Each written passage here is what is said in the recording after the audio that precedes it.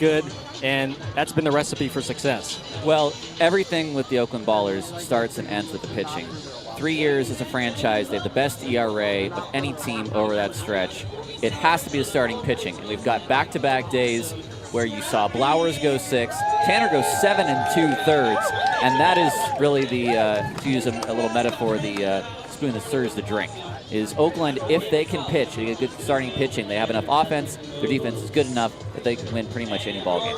Defense has been sharp, no errors in this series, and today it'll be Aiden Rissy taking on Charlie Adamson for the Mobiles. When we come back here on Ballers pregame, we revisit our conversation with, right now, one of the best on-base percentage leaders in the Pioneer League, Jake Allgaier, who's been off to a scorching start. Our conversation with Jake Allgaier is coming up next when the Ballers pregame show continues right here on Ballers TV.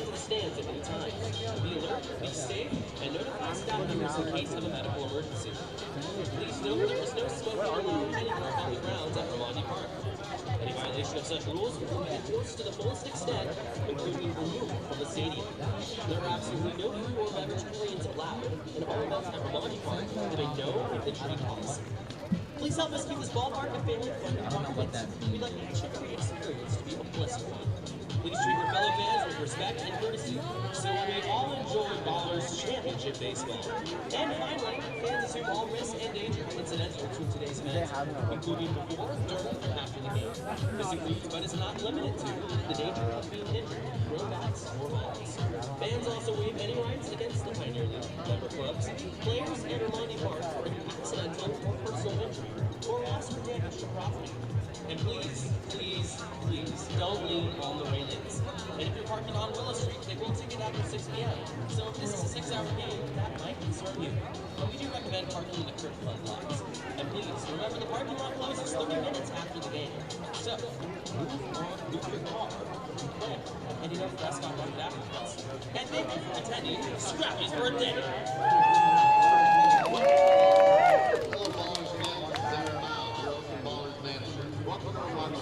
We're excited to try and bring another championship back to Oakland. Sit back, relax, grab a good ice cold 20. You about to put a show. I think that same such a Strappy, very good loud. We're about to bring another championship back to Hoping to bring another championship to Raymond this year. Get ready for some Oakland Ballers baseball. We're about to run it back. You know, do it for the town once more. Here we go, here we go. All right, Ballers fam, let's make some noise for the most awesome in the history of the world. Back here on Ballers pregame. Next up, it's our conversation from earlier this week with the Ballers infielder Jake Allgaier, who's been reaching base almost seemingly every time he's at the plate. Let's take a listen into our convo with Jake Allgaier.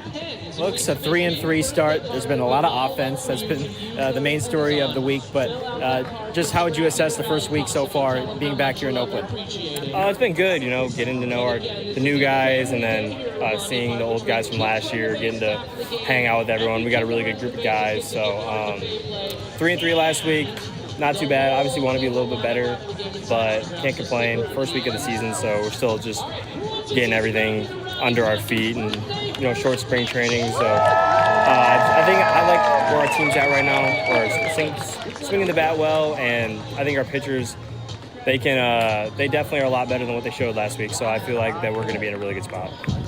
You lead the team right now in on-base percentage, more walks than strikeouts.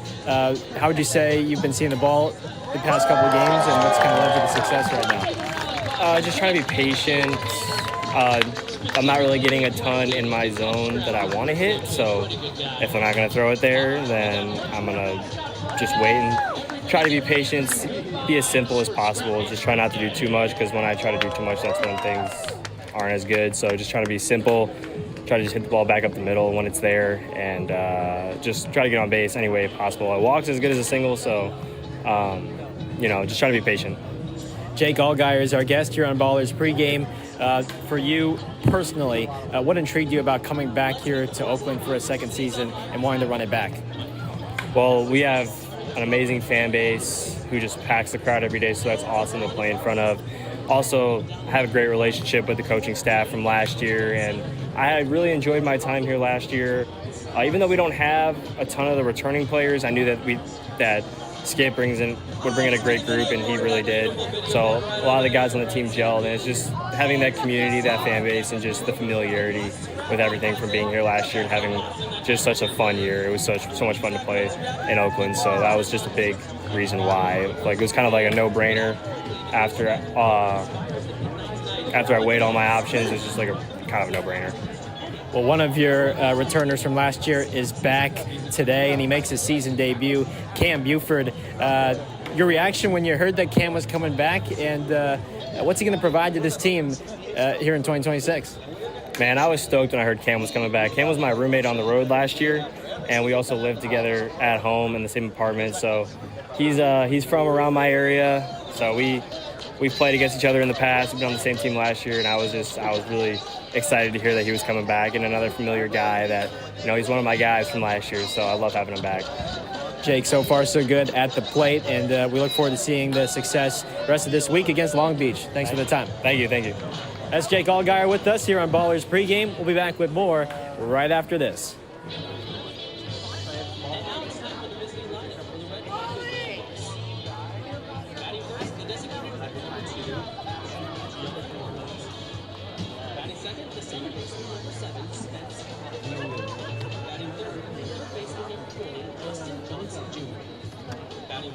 The shortstop, number 11, Marco Martinez.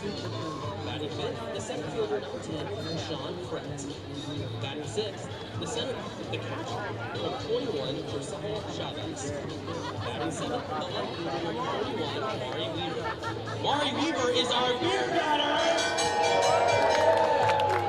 And Weaver strikes out, $5 cans are out that for the rest of the inning. So when Weaver comes to the plate, make some noise to practice and beer.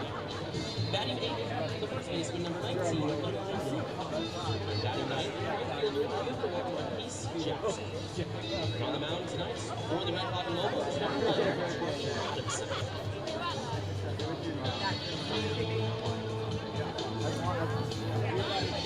All right, Ballers fan, it is Scrappy's birthday. It is time to get loud.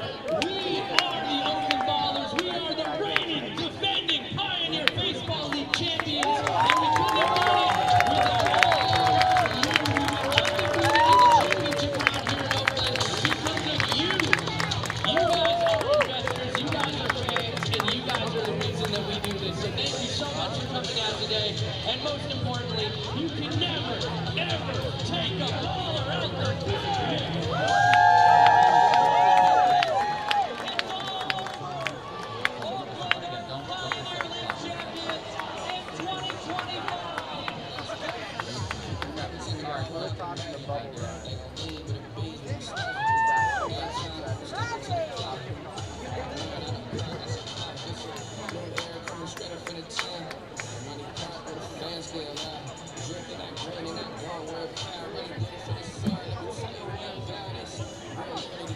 Just a few minutes away from first pitch on this Sunday afternoon from Ramondi Park. It's the Ballers and the Mobiles. Let's take a look at our two pitchers brewing pitching matchup.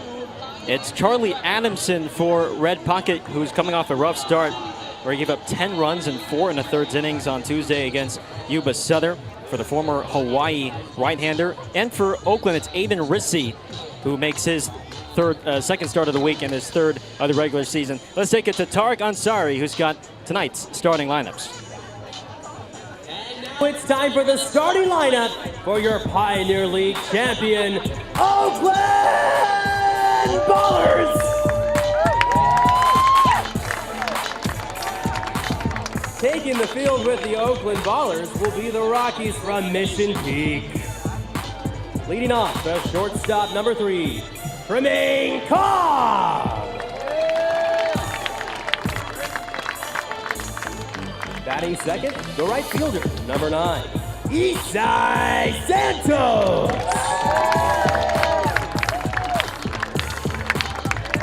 Batting third, the first baseman, number 16, Peter Ibarra.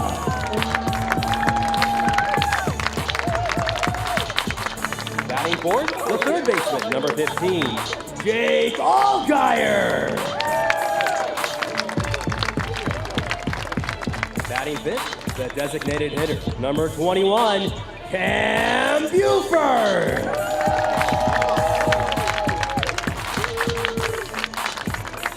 Batting sixth, the catcher, number 18, Jaden Kalura. Batting seventh, the left fielder, number 27, Noah Blight. Batting eighth, the second baseman, number 23, Nick Leahy. Batting ninth, the center fielder, number 19, T.J. McKenzie.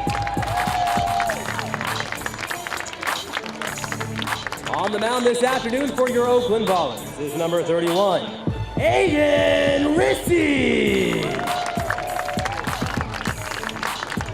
The Ballers are announced by manager Aaron Miles. Before we start today's game, we acknowledge that the land where the Oakland Ballers work, train, and play sits on the unceded ancestral homeland of the Ohlone in the territory of Huchu, encompassing regions throughout the greater East Bay area. We recognize that we benefit from living and working on their traditional homeland, and we affirm their sovereign rights as First Peoples. Ladies and gentlemen, please rise if able and remove your caps. Today's national anthem is being performed by Emily Betts. Oh, say, can you see by the dawn's early light what so proudly we hailed at the twilight's last gleaming, whose broad stripes and bright stars through the perilous fight o'er the ramparts we watched were so gallantly streaming, and the rocket's red glare, the bombs bursting in air, gave proof through the night that our flag was still there. Oh, say does that star-spangled banner yet wave o'er the land of the free and the home of the brave?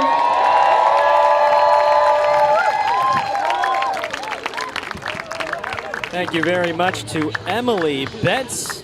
Very nice singing of our national anthem today. Let's take a look at our starting lineups. They are presented by Rubenstein. Red Pocket trying to come away with the victory here in Game 3, Tyler. Well, Rissy has a very similar repertoire to Gabe Tanner, so he's got to look out for Horvat, Kaufman, and Chavez. Johnson, Martinez, and Fret, if you can work them inside, I think Rissy will have the advantage, but they still have a lot of pop. And we saw some good at-bats from Marquise Jackson in this series. He's been able to get a lot of bad hits, if you want to call them that.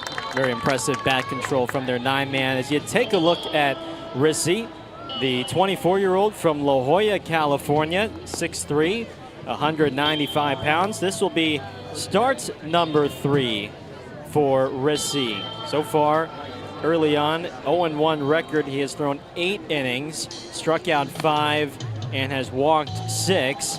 His second start was much more encouraging than his first on Tuesday against Long Beach. As you take a look at the defense for Oakland, Blythe, McKenzie, Santos, Allgaier and Cobb on the left side, Leahy and Ibarra on the right side. Jaden Kalura is behind the plate doing the catching. Rissy on Tuesday, 5 innings, 7 hits, 4 runs, 3 earned. Did struggle with some control, 4 walks and 4 strikeouts on 102 pitches. One of the things that's going to be very important, Gareth, is that each of the last 4 games, the leadoff man has got on, and only once has that been because of a base hit. So Rissy needs to come out attacking early. There is also one roster change I want to let all Ballers fans know about. It's a familiar name. Davis Druick is back in Oakland green and gold. Whoa. He was originally going to start in today's lineup.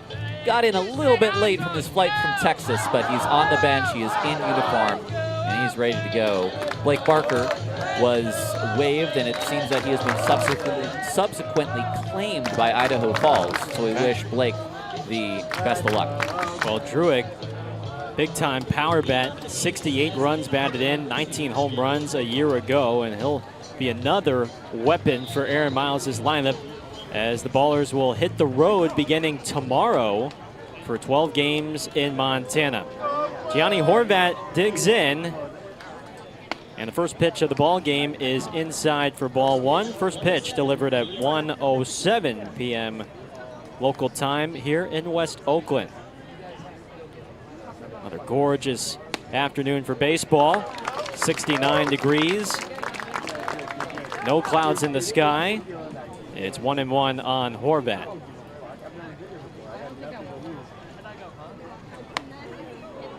Our umpires for today, Mike Carr is calling balls and strikes. Ron Adams at third base, and Bill Shortridge is at first. The 2-1 on Horvat. On the ground to second. Friendly hop for Leahy. And that's how this game gets started. You like that from Leahy because we've seen a couple of tricky hops on this infield in our first 12 games, but what did Leahy do well there? He put his body in front of the baseball so that the only place it had to go was either into his glove or it's going to hit him. First time getting the leadoff man out since Tuesday. Here's a shattered bat from Kaufman, and Ibarra is right there. That's what Tanner did yesterday, made him so effective against these red pocket righties in particular. That power sinker in. Rissy also possesses a sinker, and Kaufman broke his bat.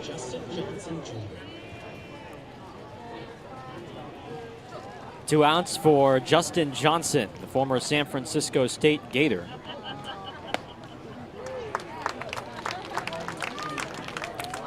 And I hate that that program is no more. He was, I guess, part of history, the last SF State team before the program was folded. Well, we had Brody Galite, who was a proud Gator. We also had Andrew Silva for a very short time, who also was a Gator. 1 ball and 2 strikes. And he was exceptional for SF State. Program's all-time leader in runs batted in with 128 in just 2 seasons. Previously played at Jackson State. Time is called by Johnson. And one of the spots that Tanner really was picking on Johnson was that low inside corner. He struck him out twice. 1 ball and 2 strikes. Just off the outside.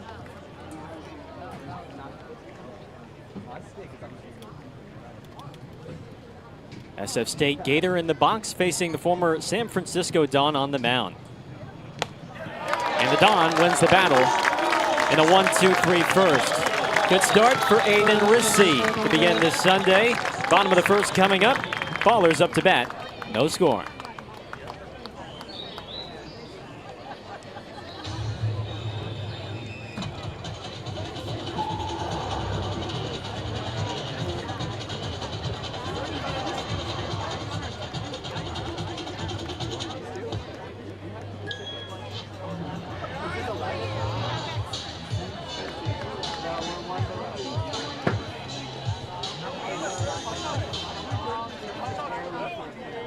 All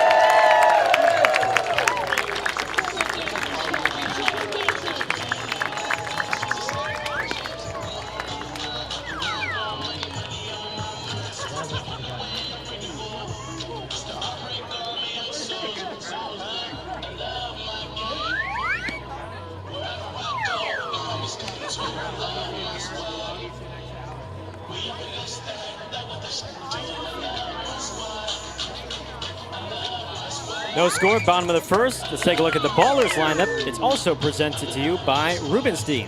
Jaden Kalura back behind the plate. He'll catch. And we did have originally we had Davis Druick in this lineup batting at 7th. Instead it'll be Noah Blythe.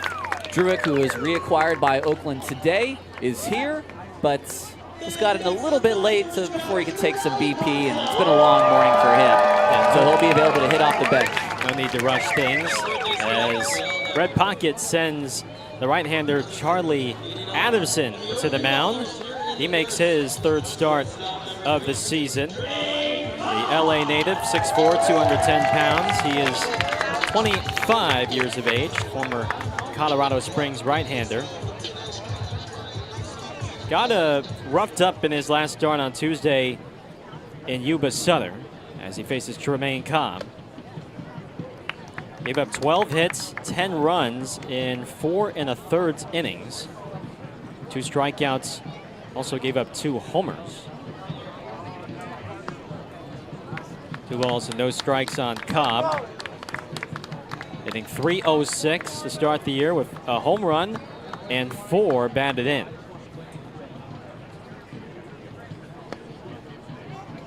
Three and out.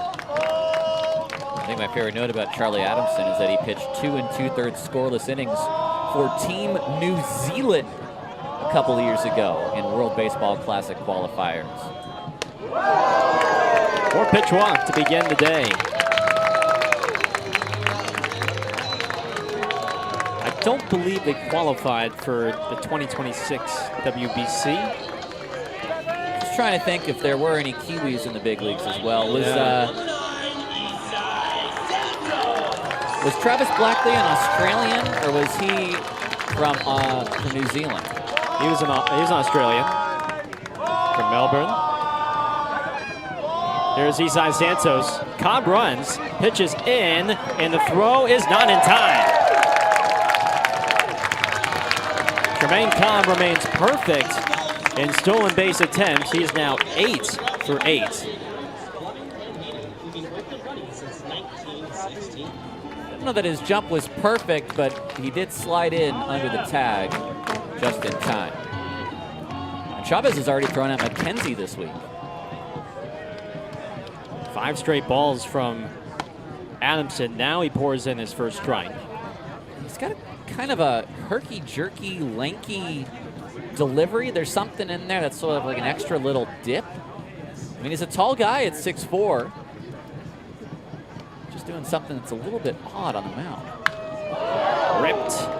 Foul. Heads up into the right field stands. He's got a high leg kick, but then he also drops the hands rather sharply, so you got some herky jerk to him. Pitched collegiately at UC Santa Barbara for a couple years.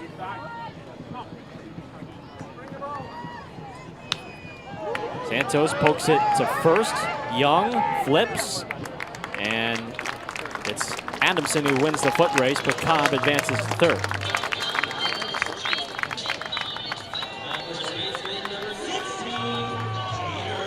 Adamson then transferred to Santa Barbara City College before finishing his college career at the University of Hawaii at Manoa in Honolulu. I can see myself doing my my final year at Hawaii. You know, play somewhere for a little bit. I'll take my 5th year at Hawaii. I was going to say, do you still have any eligibility? Well, technically, I still have eligibility to play. Never used up any of my years at my ASU days. Okay. I didn't talk to then head coach. Gosh, what's his name? We went to Michigan after. I'll think of it here in a second. The 1-0. Grounded past the diamond. Kaufman, the base hit. And the Ballers strike first. Oakland's RBI leader, Jeter Ibarra, with his 15th to make it 1-0 Oakland. Well, this is what he's been doing, folks. He's just been hitting the ball well. Here he finds the hole past Kaufman. But even if that was a ground ball out, Jeter's just been able to drive runners in. He's leading the team now with a 15th RBI. Tracy Smith, that was the name of the head coach. That's right. There is Allgaier. has solidified himself in that cleanup spot over the past couple of games. He has reached base in 10 of the 11 games played, and he has the 6th highest on-base percentage in the league.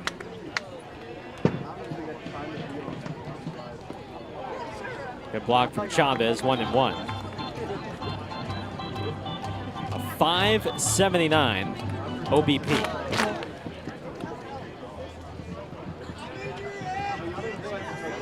You heard from him pre-game.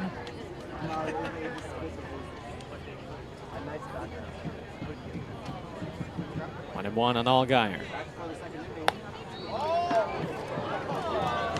It's the second wide strike from Carr behind the plate, 1-2. And Allgaier is going to use a timeout.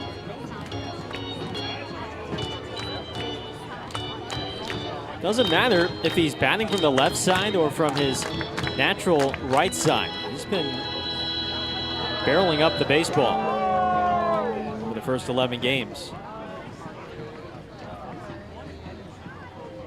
1-2.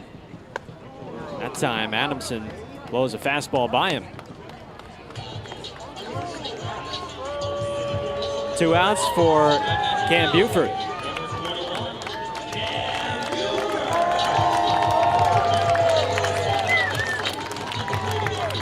A win for Oakland today. It'll be their first sweep of the season. Already clinched the series. Hard hit grounder, but right at Martinez, and he gets the force out to end the inning. 1 run in on 1 hit. Ibarra's single to right puts Oakland ahead 1-0 through 1 here on Ballers TV.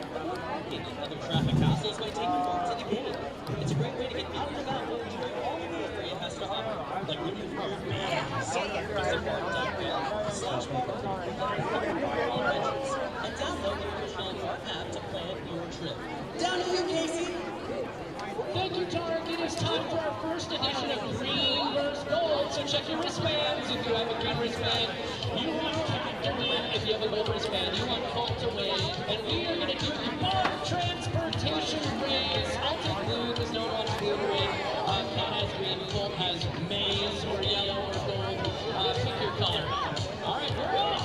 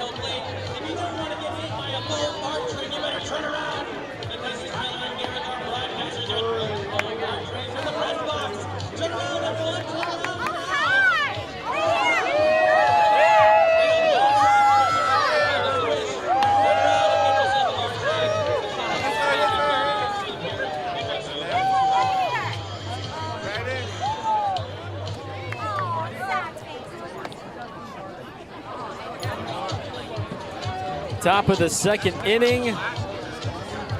Ballers with the 1-0 lead after the RBI single from Jeter Ibarra. I saw you directing traffic there. You're almost leading on your wide receiver before delivering the pass to that fan with the parked car. There was a kid that I wanted to pick. Yeah.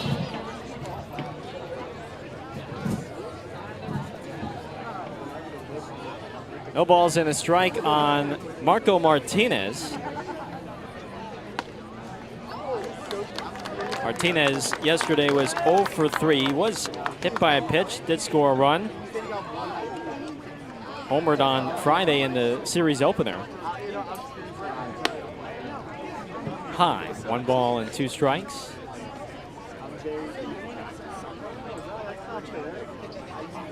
One, two, three first for Rissy to begin his Sunday at the office.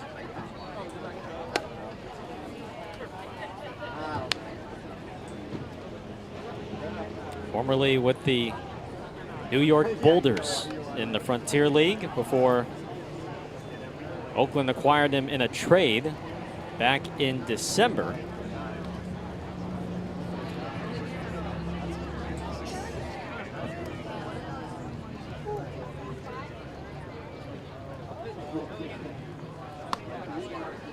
Full count on Martinez.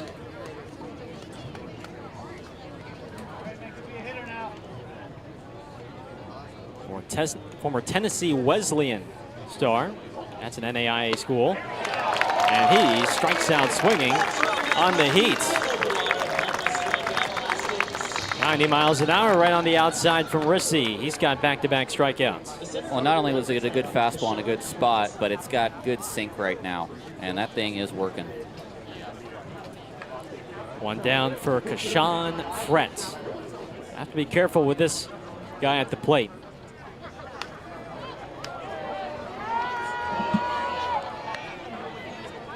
Concluded his college career at Florida International and was the team's leading home run hitter.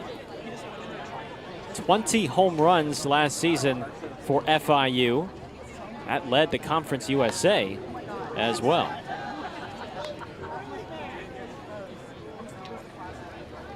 And he hit a booming homer off C.J. Blowers back on Friday. Rolls over to Allgaier, who charges, sets the feet, and there's 2 away. 5 up, 5 down for Rissy.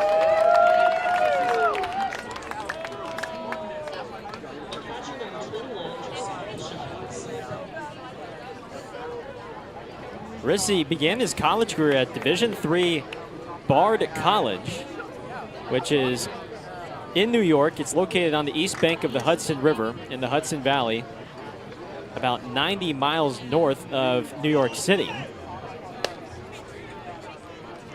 Was there for 4 years, transferred to the University of San Francisco for his final season of college eligibility. And he was an all-WCC honorable mention selection. Josiah Chavez takes ball 2. The year he was there, he led USF in strikeouts, and I got to see him quite a bit as I often freelance with the Dons in the offseason. Good changeup from Rissy. It's 2-1. And it's a lot of fun to, you know, do a little broadcasting and do a little scouting while I'm at it. 2 for 1. Multitasking. 2-1. I hear that broadcast booth, you're literally on the ground, like field level. Well, technically when I sit, I'm actually under the ground too, if you want to get exact about it. Is it like those Little League World Series camera wells, like where those like media members are like in like the underground? Is that how you'd say it? Can you picture like either Progressive Field in Cleveland or the Rangers Stadium, where there's like tables just below? Yeah, it's sort of like that. Okay. But instead of for hospitality, it's used for members of the media. Yes, I will say it's a very unique view. It makes fly balls very hard to see. Ah, I can imagine. As Maury Weaver takes a ball. There's a good group over there of Chris Fortney and Henry Golden, who run the sports information department. They've been great to work with over the years. 1 hopper to Leahy, and the inning is over. 2 scoreless from Aiden Rissy. Off we go to the bottom of the second. It is 1-0 Oakland.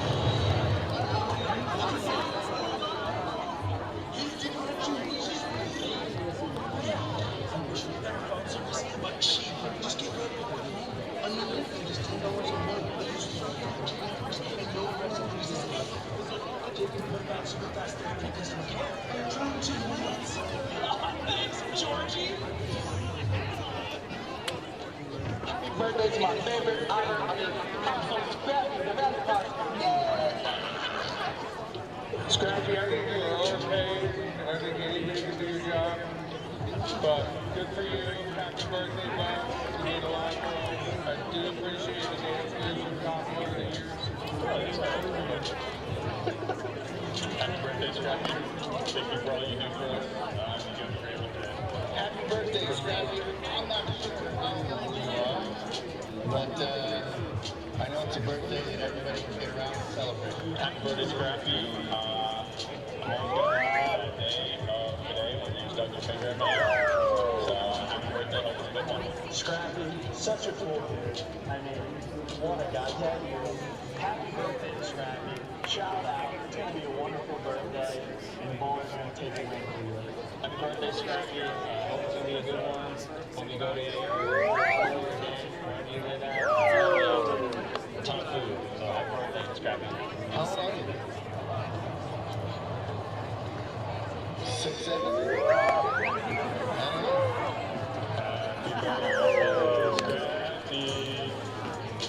Heffernan Insurance Brokers has been helping people make smart decisions since day one, offering business insurance, personal home and auto, employee benefits, and retirement and wealth management. Make a smart decision for your business or family today, not tomorrow, today. Visit Heffernan Insurance Brokers online at hefins.com. Thank you, Tyler. Bottom of the second, it's 1-0 Oakland. Jaden Kalora, Noah Blythe, and Nick Leahy, the 6, 7, 8 batters, queued up to face Charlie Adamson. Kalora had the off day yesterday. Nick Poss got the start behind the dish. That is fouled back. Let's take a look at our Caltrans keys to the game. And today, I think the two keys, one, keep pounding the strike zone. That's what's worked best for C.J. Blowers and Gabe Tanner through the first 2 games, especially that sinker on the inside. Rissy has displayed that a little bit already, so keep pounding the zone, get ahead on these red pocket hitters. And then number 2, play catch. Defense has looked good, knock on wood, but no errors through the first 2 games against red pocket. So help out your pitcher, play catch, play good D, and there should be a sweep. Laura takes a ball, 1-2.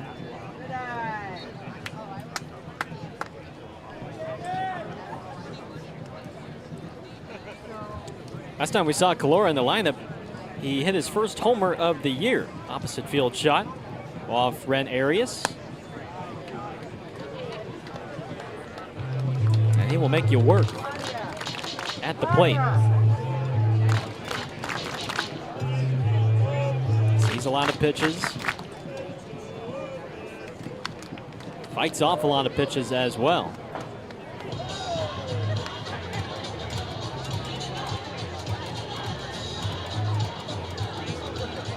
I know pitchers don't wear sunglasses, but if I was on the mound, I would be wearing sunglasses on a day game. Like today? Today, it's bright out there. Hit hard on the ground. Kaufman spins, and he throws out Kalora. That's like the 3rd or 4th time Kaufman has made a sliding play in shallow right. He's got that down to a T.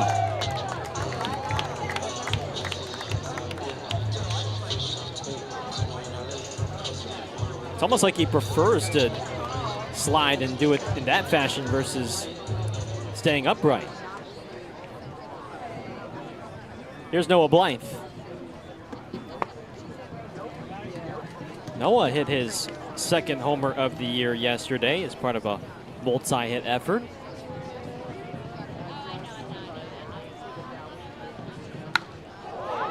Skies this one to left center. Ballpark will hold it for Fred. 2 outs.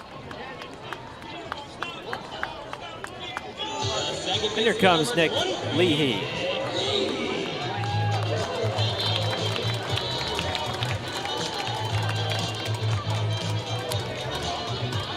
Great showing already from our Ballers crowd. We've had great crowds these first 2 games on Friday and Saturday, and right field looks full.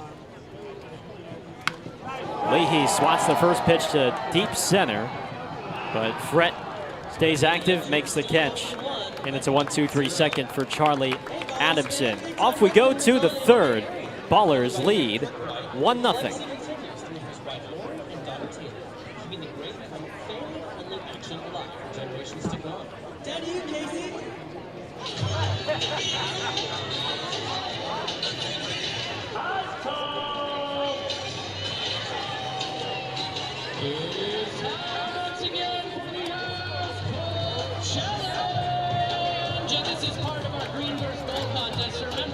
If you have a gold wristband, you're rooting for Hadley.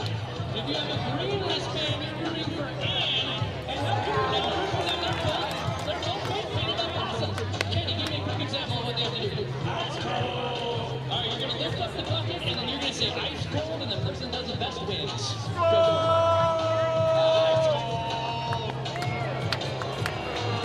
All right, let's see what Ann's got. Let's see what Ann's going to.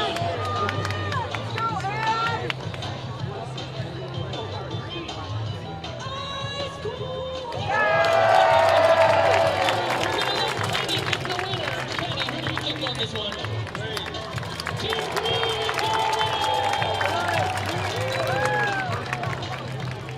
Team Green gets the win. Hadley very disappointed there. We're going to have a talk after the game. Come on, you're better than that.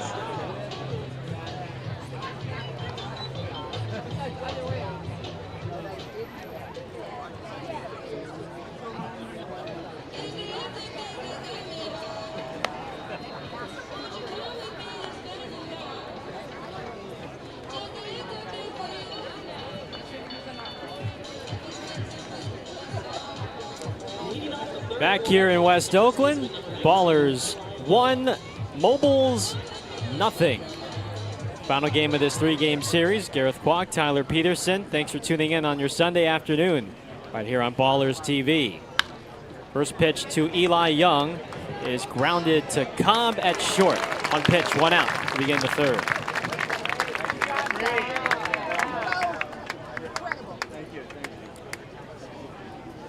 Rissy has been efficient thus far, just 27 pitches needed. As here comes Marquise Jackson.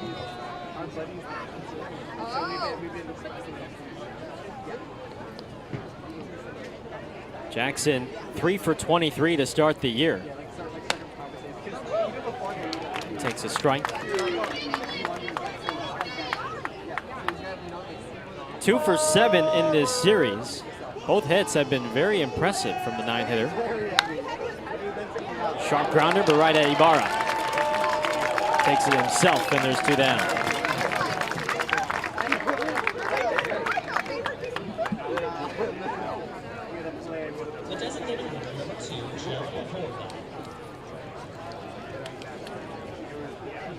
Top of the order, here's Gianni Horvat.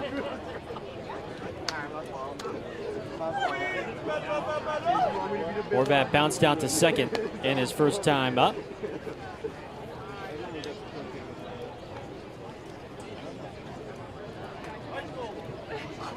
Statistically, he's Red Pocket's best hitter. He's hitting .395.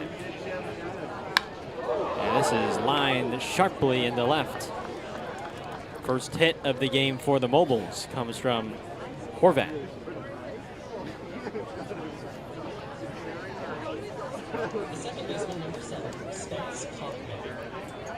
Two outs for Kaufman.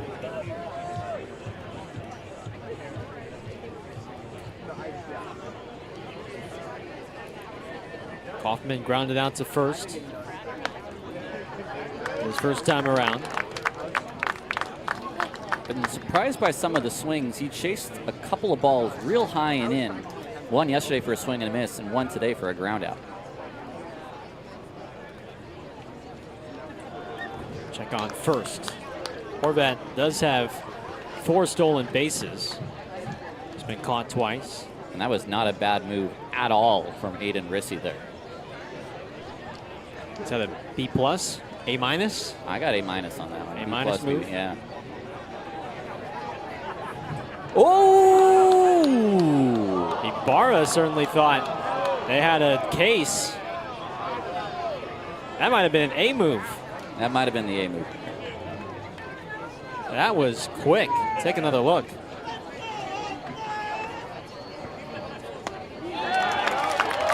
Pretty darn close, but regardless, Kaufman is behind 2 strikes.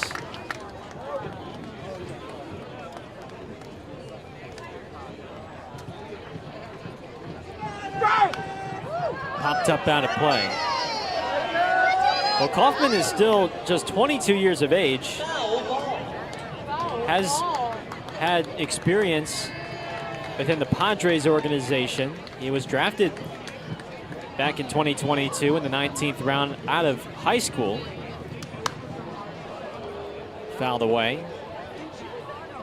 So you get the mix of, guys that played 4 or 5 years in college, but then there's some guys too trying to rediscover themselves and perhaps make a trip back to the minors, in this case for Kaufman. Runner goes up and in. Kalora's throw is not in time. 5 stolen bags for Horvat. And the tying run at second for Red Pocket.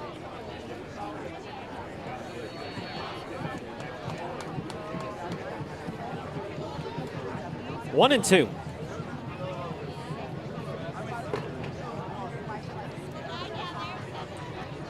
Watch out. That one in the center. They're going to wave Horvat in. McKenzie's throw to the plate is in time. Got him.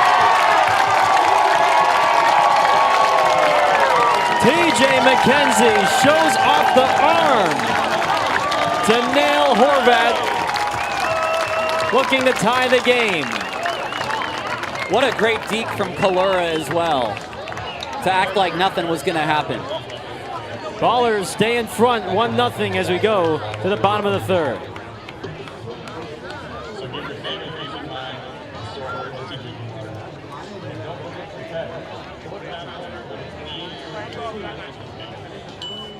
Still 2 gallons of water per person. So it's time over every 6 months. CO containers tightening and food darkness. They are there like a bee.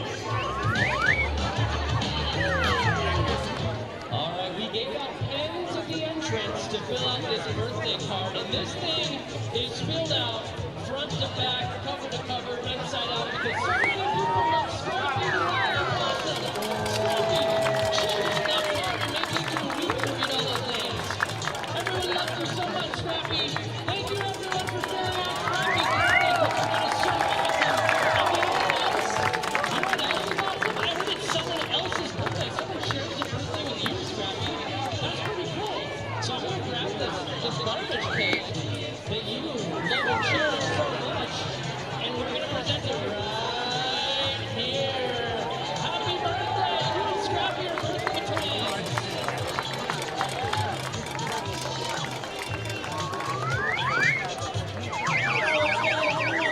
Happy 10th birthday to Lucas from your JFP family.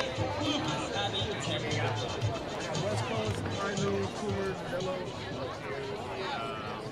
Leading off the third for the Oakland Ballers, the center fielder, number 19,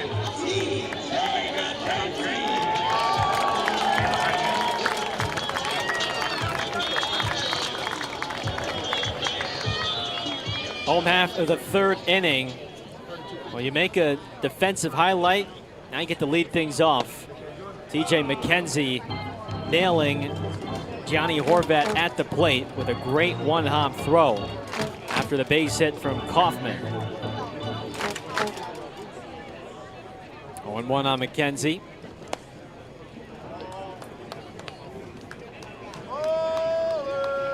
On a ball that nearly took off Aiden Rissy's head.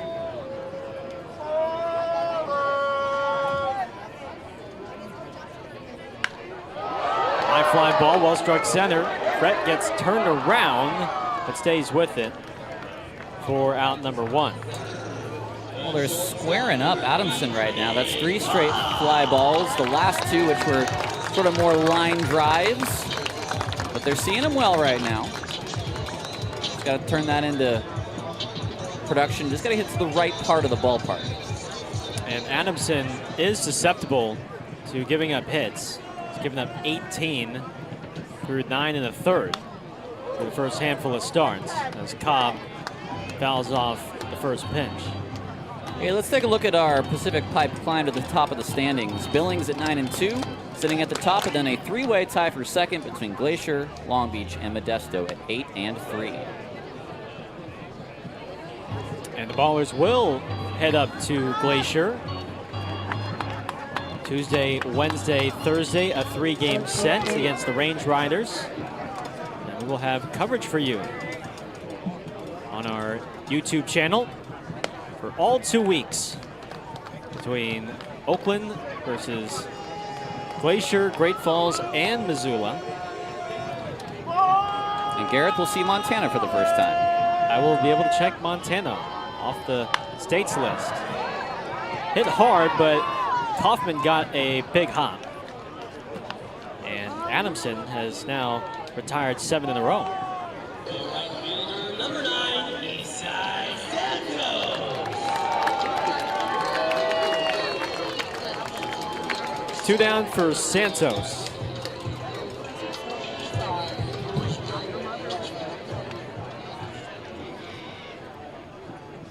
First pitch to Eastside. You have a favorite of the Montana cities in this league? It's a little bit of a loaded question, but I'll have to go with Billings. Okay. Kaufman throws out Santos to end the inning.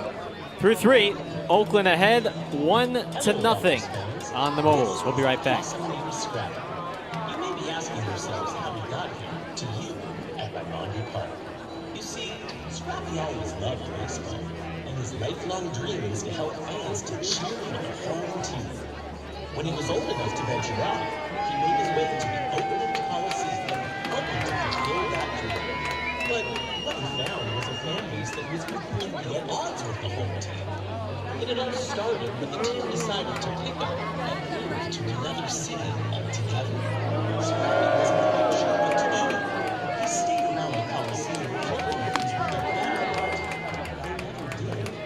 He needed to find himself a brand new. That's when Scrappy heard about a new team was coming across town, the Oakland Ballers. A team that they could go with the community and for the community. Scrappy knew he had to be part of this team. So he picked up and left the Coliseum for good and journeyed all the way across town until finally he arrived here at the Monty Park. Let's give a warm welcome to Scrappy.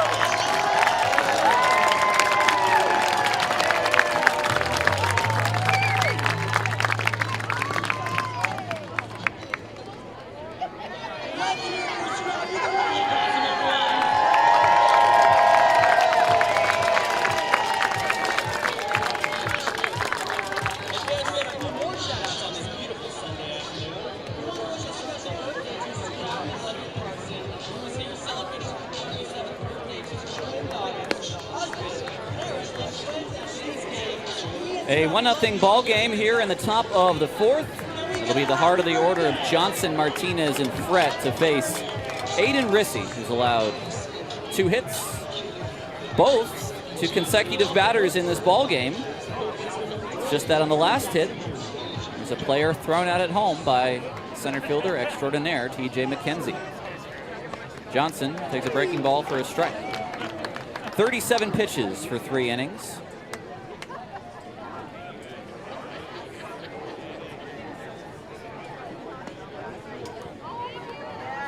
Just 2 hits for the Mobiles, but just 1 hit for Oakland.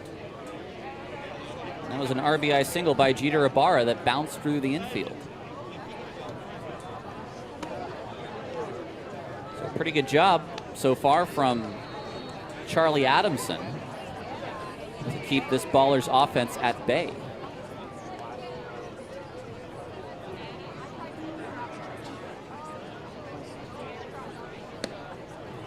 Two 2-1 is low, 3-1 to Johnson. Coming into today's game with 1 home run and 3 RBI.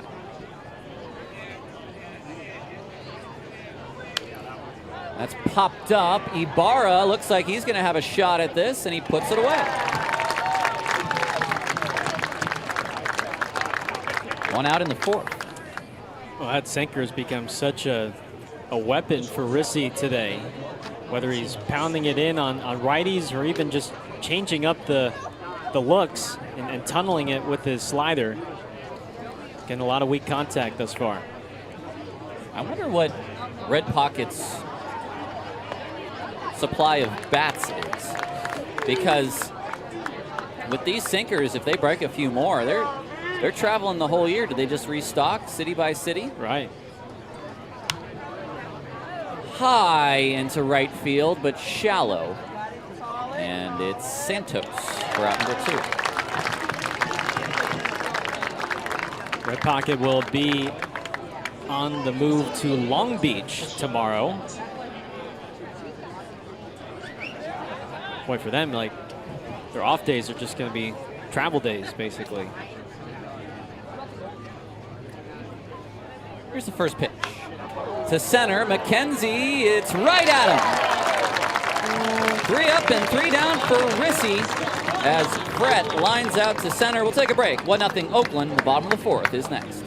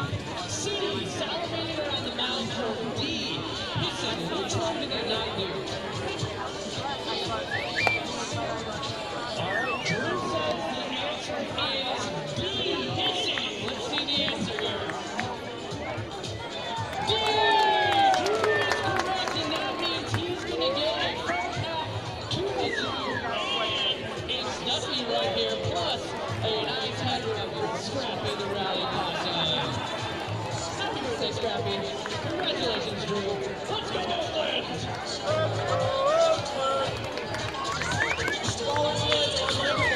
Run the bases and we'll sign autographs after the game. Definitely get a line and surround yourselves. It's a tough process. Run the bases after the game. So, Eric, how much do you describe yourself? Run around the bases, autograph signed.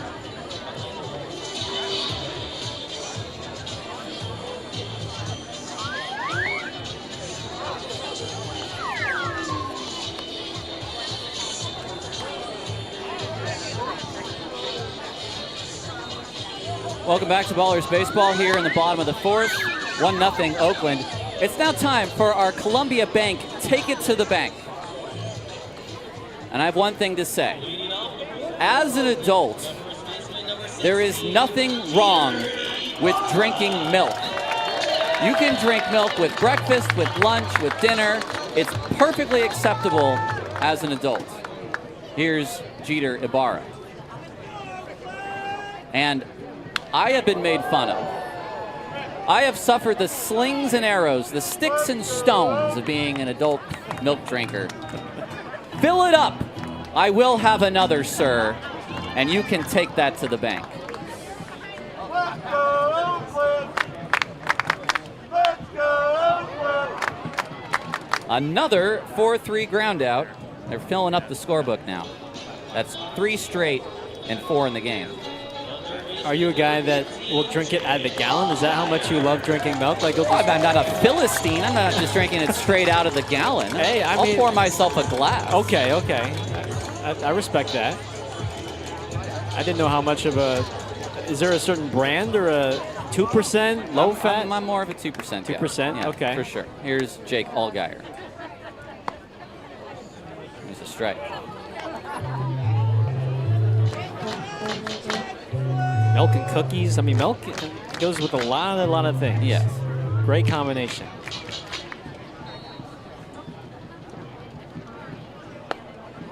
That's a ball. Ballers, you can say they've had hard contact, but very little to show for it today. They have 1 hit, which means that Adamson has been doing his job.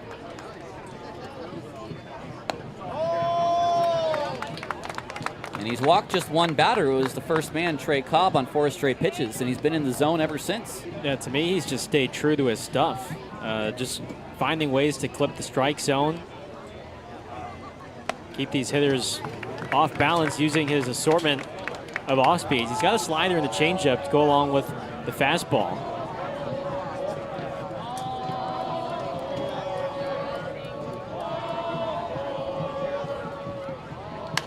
Allgaier to right field, and there is some noise, a long home run.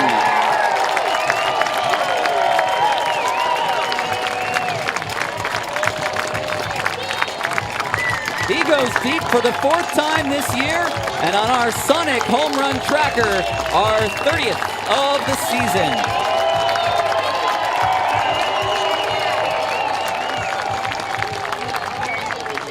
The man is just on the tear right now.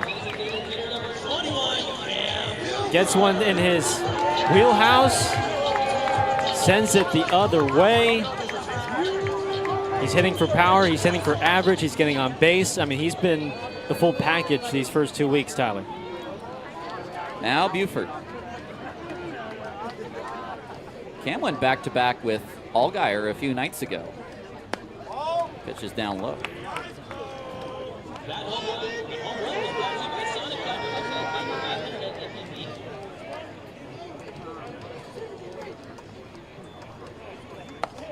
There's a strike. 1-1.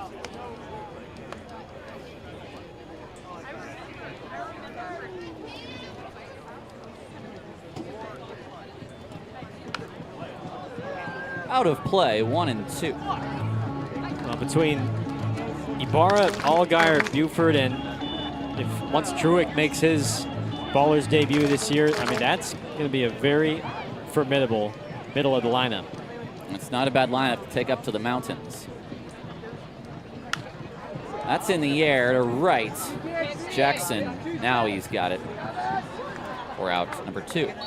One of the funny things that happens, now, you may not feel this way with the way that Raimondi has played, but in the last few years, the Ballers, who always hit better on the road, I've likened it to sort of when the National League came to play an American League team, they got the DH. Yep. Going to the mountains was like getting the DH for Oakland. It added to their offense. Because Raimondi Park, historically at least, was the toughest park to hit in the league. Now I'll say this, with Blair Field in the equation now down in Long Beach, there may be a new toughest park to hit in. Yeah. Kalura is going to pop this up. Who wants Johnson? Does he see it? It's the shortstop, Martinez, that puts it away. And the inning is over. A home run for Allgaier. And it's 2-0 Ballers as we head to the 5th.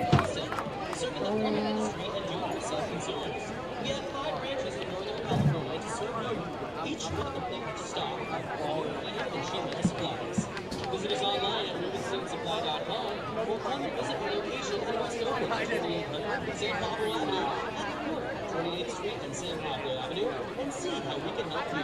Down to you, Casey. It's time for another edition of Green vs. Gold. If you're wearing a green wristband, you're going to want James to win. If you're wearing a gold wristband, you're going to want Allison to win. And the first one to get 3 rolls of toilet paper into the toilet is your winner. Start firing. Let's go. Uh-oh, James already has 1. Allison has 1. James has 2. You want to make it happen? James has 2. Allison has 2. 3 for Allison. Allison has your winner.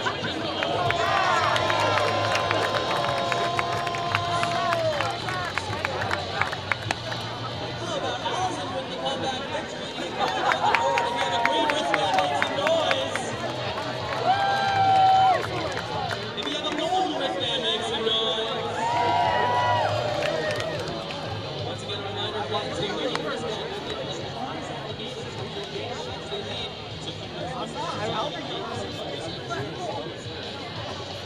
Also, a shout out to Albany Little League at Ramon today. They come out to celebrate Scrappy's birthday with the Ballers. Also, we've got Hyatt Hotels at Ramon. Thanks for coming out to watch the Ballers. It's a picturesque Sunday fun day here at Raimondi Park. 2-0 Oakland against Red Pocket as the Ballers going for the sweep. Chavez, Weaver, and Young.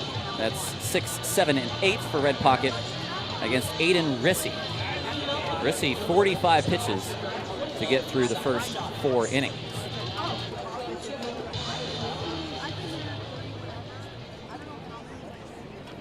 Chavez has walked and been a nuisance all week. There's strike one. Is that ball one? I beg your pardon. I thought I saw Mike Carr punch, but all one. Chavez to right field, and another base hit for him. The left fielder, number 31, Mari Weaver, who is our beer batter.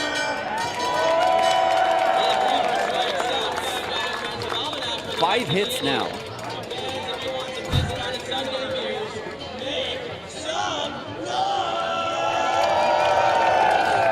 Leadoff man on for the first time in this ball game. It's the 3rd hit for Red Pocket. First pitch struck.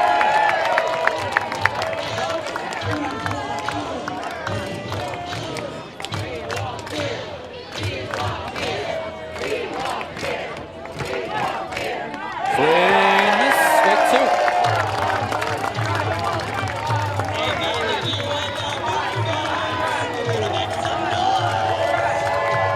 Folks are going to really get into this at bat now.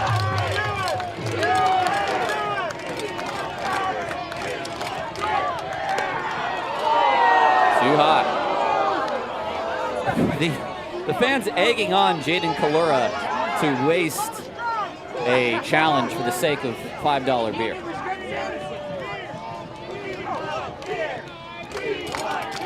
Got him swinging. Out here in the 5th and the 3rd strikeout for Rissy.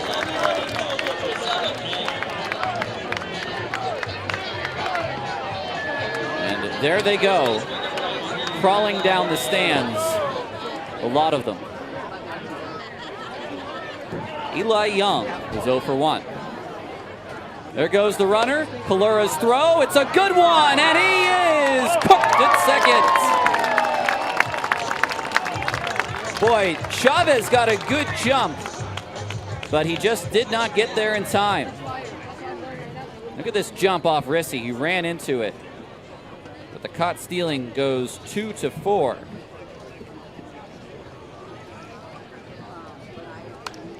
That's out of play. It's 1-1. 2 outs now in the inning.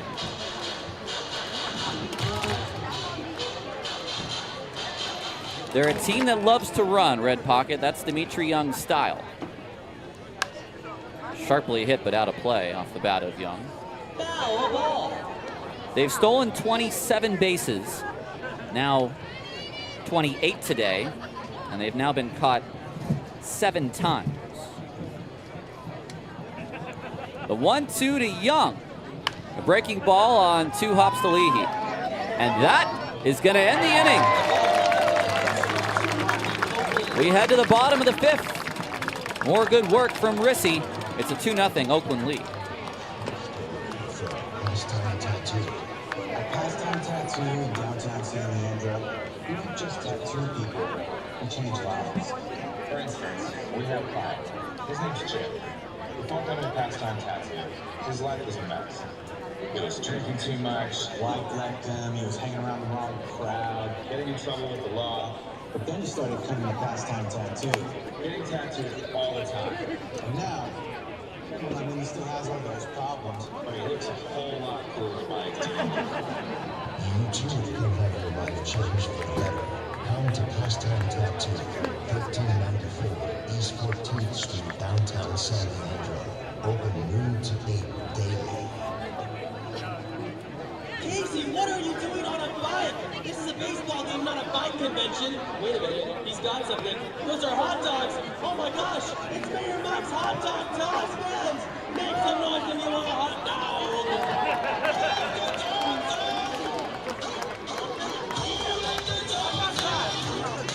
We got our amazing open gold men. Any more Mike hot dogs? Beautiful neighborhood hot dogs. Make some noise. Shout out to Mayor Mike. Best hot dog vendor in West Mississippi.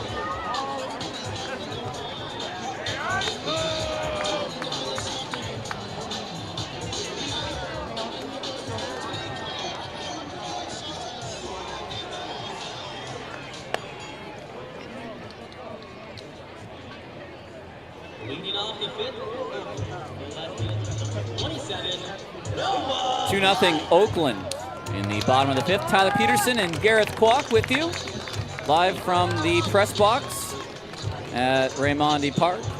Nico, our technical director down in Argentina, making this game available to you on the Home Team Network. Also a hello to our folks listening in on our YouTube audio stream of this television broadcast. The first pitch is fouled away.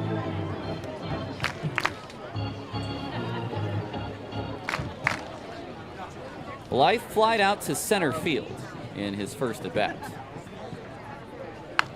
A ground ball softly hit. And another 4-3 ground out. That's 1, 2, 3, 4, 5 today. Yeah, Kaufman and Leahy have been busy. 3 yesterday. At second base. Yeah, you're telling it. He's getting everybody to roll over,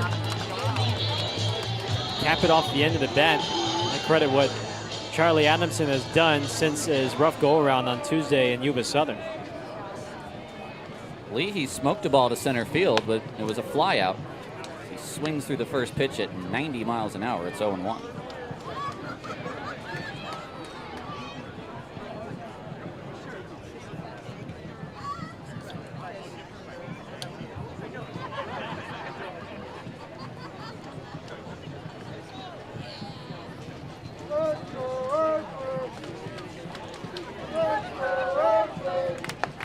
Quick 0-2.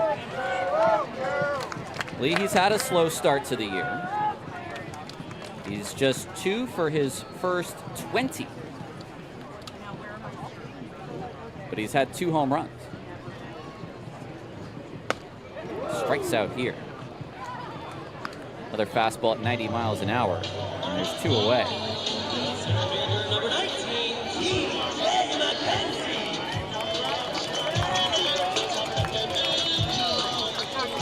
Two outs now for McKenzie, who also flied out to center field in his last at bat.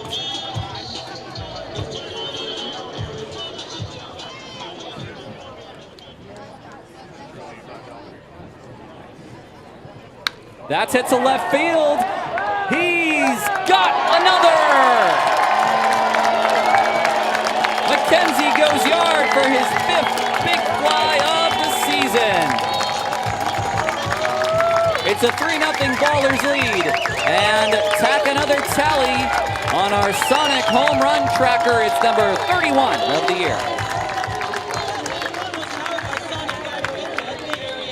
Well, Adamson tries to start him off with a fastball in, and he didn't get it in enough. Left it middle in, and TJ was sitting on it. That was a low laser, kind of like Cam Buford's the other day, Tyler. Just one of those low laser homers that gets out in the flash. Well, you said he's been a little bit of a mini funk, but partially because of the way he's been pitched, it's been a lot of first pitch breaking balls. And that time he hunted the fastball and he got one and he crushed it. 2 outs for Cobb, now 3-0 Oakland. Ooh, not that time for Trey. He walked in the first, stole a base, and scored a run.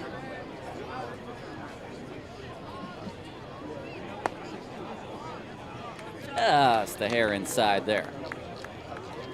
Adamson, in his own right, has only thrown 55 pitches.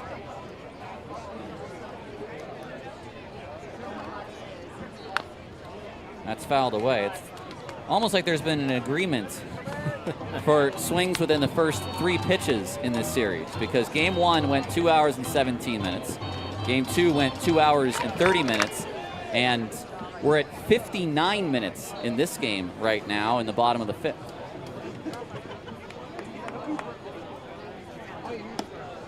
Off the plate. And if Mark Kahn is listening to this, he's already warned me twice to talk about the pace of the game in this series.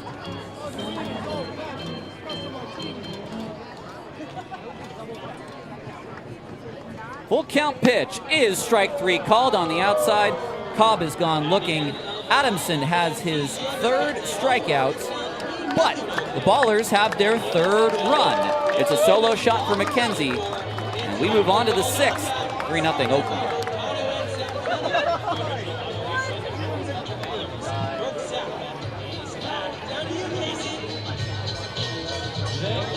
It's another Richmond Greenwood goal. Another reminder, gold wristbands are rooting for Sophie, green wristbands are rooting for Maya, and this is another Baller knockout. All right, I'm going to count you down from 3, and then you're going to charge. 3, 2, 1, go! Okay, come back. Line up. Let's go a little further. 3, 2, 1, go!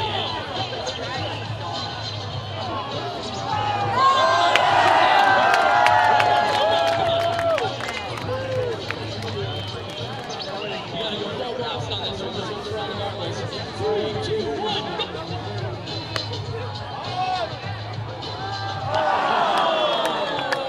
It is 1-0 green, so green is your winner. Green is the winner. It's now 3-1 green if you've got a green wristband. Make some noise.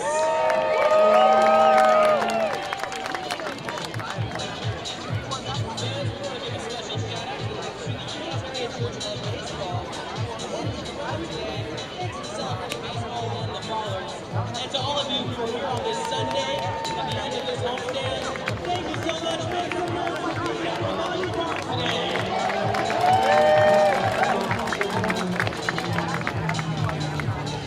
3-0 Oakland. Both teams only with 3 hits in this contest. It's been a pitcher's duel. And we like pitcher's duel. It's been a good pitching series thus far. Rissy, 5 shutout innings.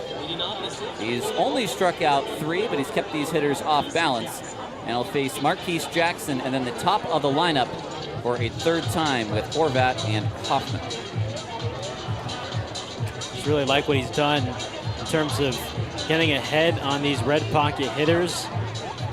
Really leaned on the slider and changeup as his 2 primary off speeds, but I mean the sinker has had, you talked about it a little bit earlier, it just has so much run and life to it. See how he does with the 3rd, with the order coming up for a 3rd time in a bit. Here's the first pitch to Jackson. Takes that for a strike. Let's look at our Pioneer League scoreboard right now. Only 1 game that is not started yet. That's Long Beach against Yuba Sutter. That'll be a 6:35 game as that's back up the middle for a solid base hit. Actually, there's one other game that hasn't started, maybe due to weather. Idaho Falls at Billings. It's supposed to be a 1 o'clock Mountain Time start. Otherwise, some big scores around the Pioneer League. Let's look at what Ogden is doing to Missoula. Finally, they're the ones on the side of a blowout. They're up 16-1 in the bottom of inning 6. The Range Riders a 7-2 lead against Great Falls at home. Horvat takes a strike. And the Hawks 15 and the Roadsters 2 in the top of the 6th.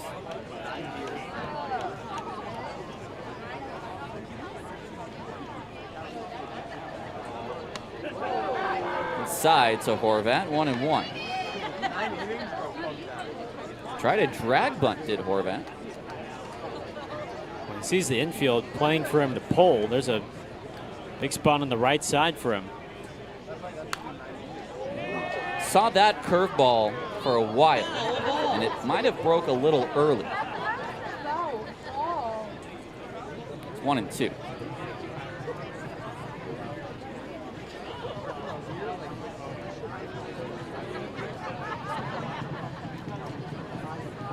Throw over, and Jackson just gets back. Rissy's got a quick move from the right side, and as a right-hander, you want to try to develop something like that. There goes the runner. It's fouled away.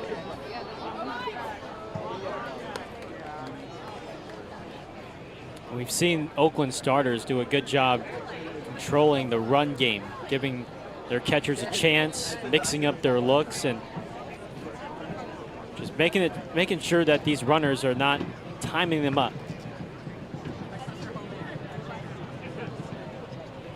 Turn and throw again in Jackson's back, and now they've used both throwovers. Maybe a time for a pitch out. There goes the runner. It's high. Kalura's throw is, dropped by Trey. A stolen base for Jackson. Good throw from Kalura, and just couldn't quite hold on to that baseball. It was a good throw from Kalura, sinking towards the bag. I think Trey went to try to go up and grab it, and then all in one motion apply the tag, but not catch the ball first.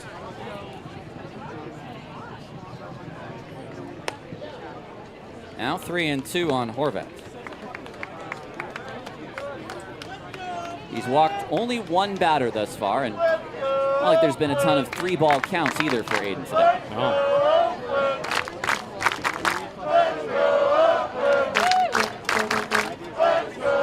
Now Rissy's pitch count is good. Maybe at some point we'll see him depart. I only say that because there's still 2 ballers out of the bullpen we have not seen make their Oakland debut, and that's Matt Lozavoy and Michael Riley, both added in the last few days. Horvat takes inside, and it is ball 4. Pretty good pitch from Rissy. Horvat just laid off. And that'll bring up Spence Kaufman. Now you saw Horvat turn around to bunt. Now with 2 on and none out, would they have Kaufman lay one down? Allgaier's in on the grass. They're not holding on either runner.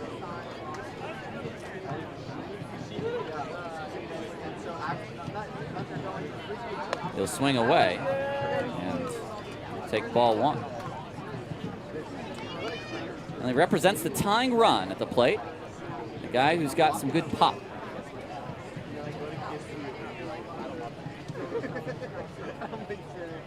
There's strike 1.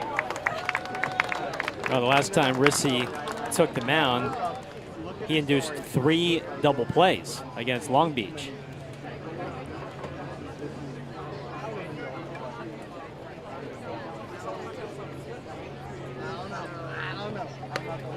Half swing, no, says Bill Shortridge, which, in my estimation, was the correct call.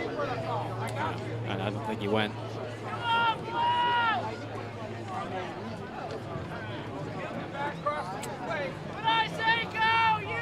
A huge lead for Horvat at first, and now they'll turn and throw, and Jackson just gets back.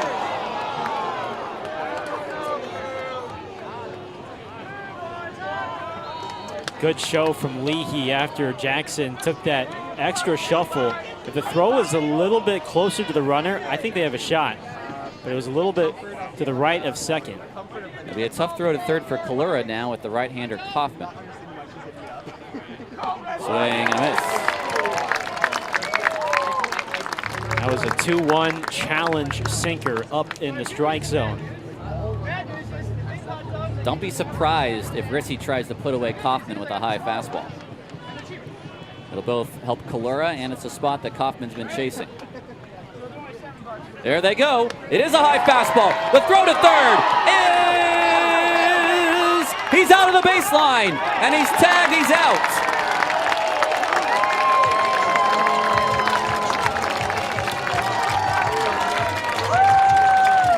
The tag may have been applied. It's a double play.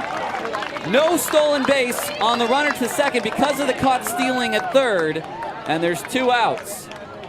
Well, I thought Allgaier tagged him initially, but either way, Jackson overslid. You see him basically in the third base coach's box. That's an easy call for our third base umpire, Ron Adams, today.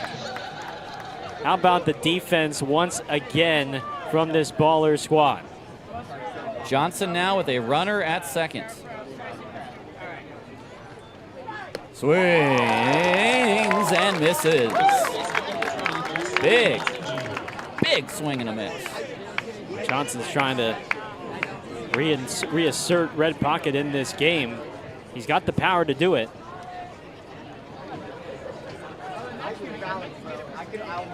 Breaking ball right there for strike 2. That might have been his 2 best breaking balls of the game.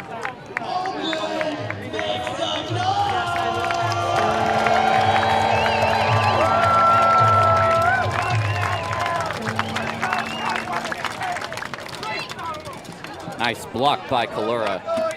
1 and 2.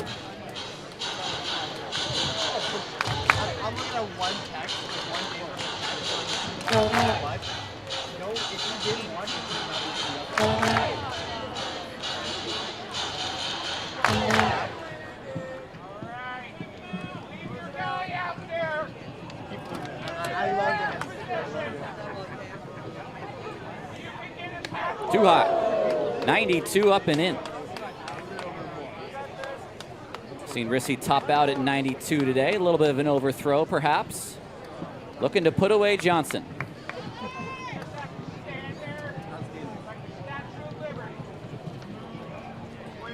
And it's fouled away. Missed his spot.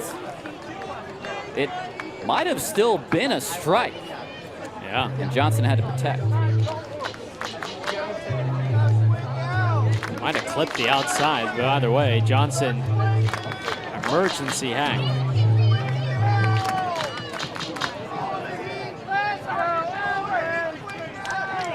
The runner goes to third. This is hit to right field. It's deep. Santos at the track, and the inning is over. 6 shutout innings from Aiden Rissy. And we go to the bottom of the 6th. It's 3-0 Oakland.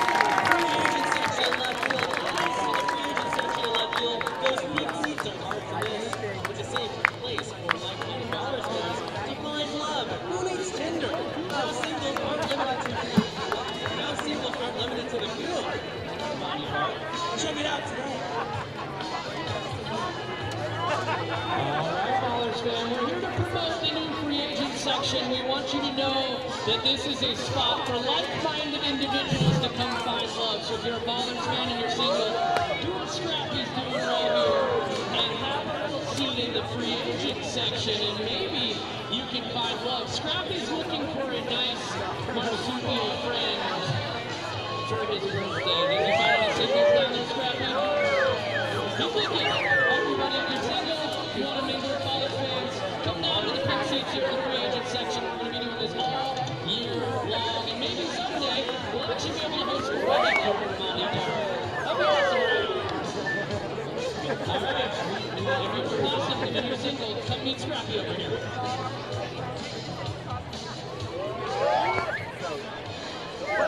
It's a reminder that after the game, kids run the bases and sign autographs.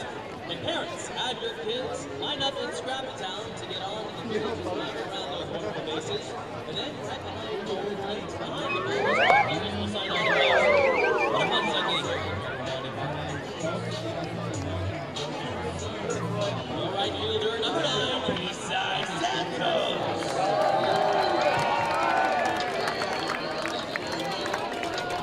Bottom of the 6th, the Ballers are up 3-0. Huge part of today's game has been the great performance from the right-hander Aiden Rissy. Eastside Santos to lead it off. He cranks one down the right field line, jumps all over it, and he's hit it over the Ballers bullpen. A home run.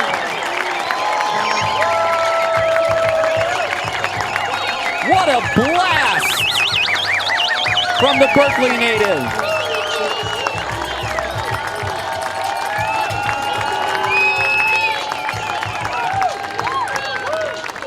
I mean, look how he just tomahawks his high fastball. I mean, that's up by like the shoulders. But he backspins it, and look at his bullpen. They know it's gone. Eastside just getting extra base hit after extra base hit. There might be a few guys in the Ballers bullpen that went, dang, East, I didn't know you had juice like that. Ibarra hits that out of play. 4-0 Oakland. 3 solo shots, and on our Sonic home run tracker, it's home run number 32.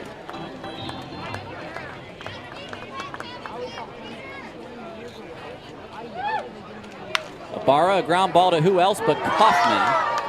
And it's a 4-3 put out. Time now for our AC Transit Road to the Show. White Sox defeating the Tigers 2-1. And our very first baller that made it to the bigs, Tyler Davis, records his first MLB save. He gets the final 2 outs of the White Sox's Sunday win. He got Matt Vierling the line out to left and Wenzel Perez to pop out to record his first MLB save. Congratulations to Tyler Davis. Grant Manning did not pitch in Fredericksburg's win over Delmarva.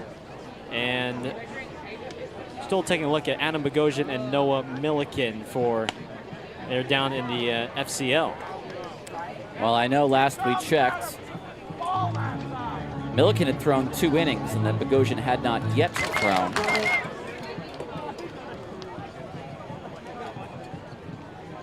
Allgaier off the end of the at-bat. Off the end of the bat, I should say. And it's caught by Weaver. Yeah, Milliken, who pitched yesterday for the FCL Nats, 2 scoreless innings, his first pro strikeouts. And, if he does well, should see him up in single A Fredericksburg pretty soon with Grant Manning. Here's Buford. 0 for 2. Sent the ball to right field in his last at bat. Half swing, he lays off, and it's ball 1.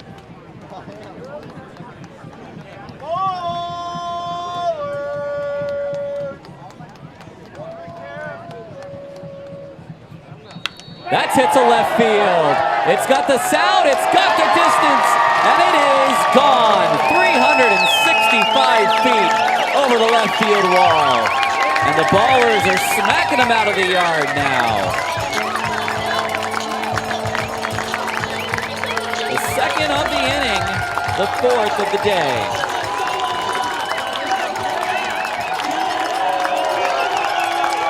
The Sonic home run tracker now at 33 home runs for the Ballers. And another crooked exit velocity from Cam Buford.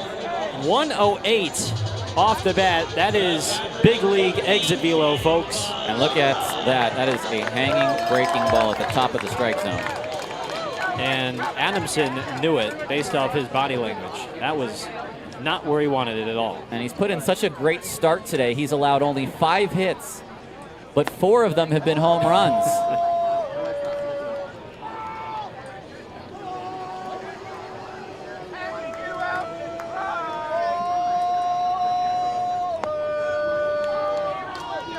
2-0 to Kalura.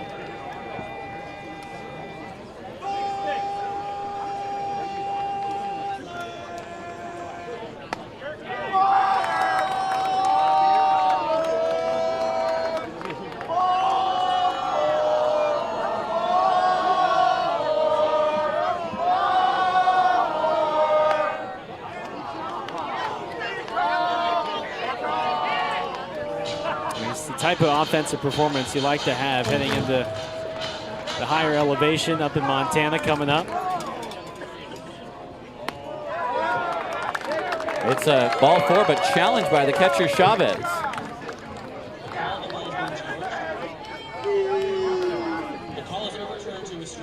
So return to a strike, and Kalura will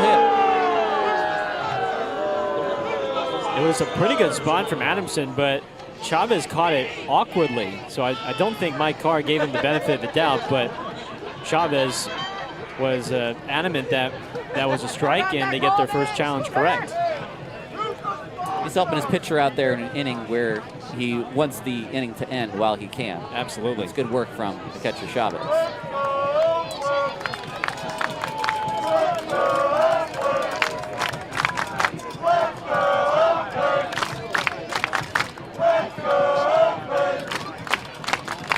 There is ball 4.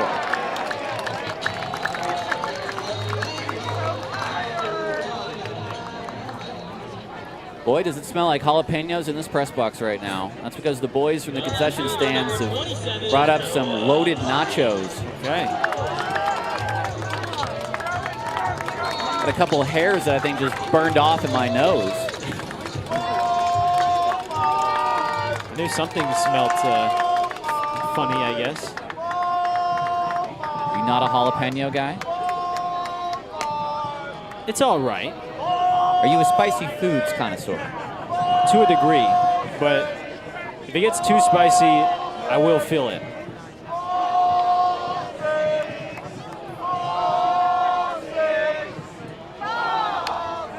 1-1 now to Blythe. I like jalapeno potato chips, though. I like myself the jalapeno kettle chips. Yes. That's about, see, I have this theory about spice. Spice as a flavor, I like. Spice for the sake of something being spiciness, I do not. I think I can get on with that. 2-1. Like, you wouldn't do any, like a ghost pepper challenge or anything like that. Like, no, that just sounds like torture. There's nothing in it for me there. Alex Cisneros swarming in the Oakland bullpen. 3-1 to Blythe, and I think Aaron Adamson might just be losing it a little bit here. Like, if you want a little heat, like red pepper flakes, like I can take that. I'll do a medium salsa. I'll do a chipotle salsa, you know. Strike 2. 3-2 now.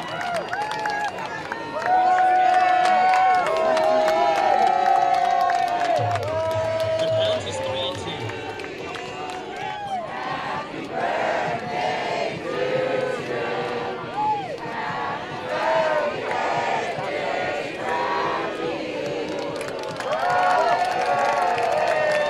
Kalura goes, and it's fouled out of play. Young going to give it a look. We're having some footwork malfunctions. We'll attend to those shortly. It's currently 3-2 count with 2 outs and runner at first.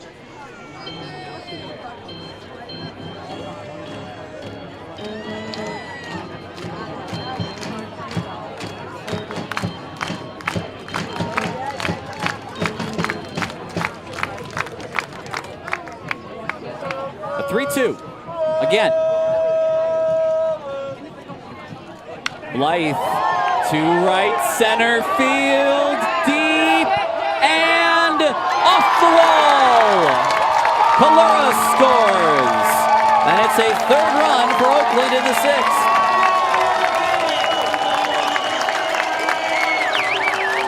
An RBI double for Blythe, and he almost got that one out of here. Adamson, as you've talked about, just might be emptying the tank. But that's a middle-end fastball, and Blythe was hunting it. Nearly hit it to where he hit his first homer as a baller out there in right center.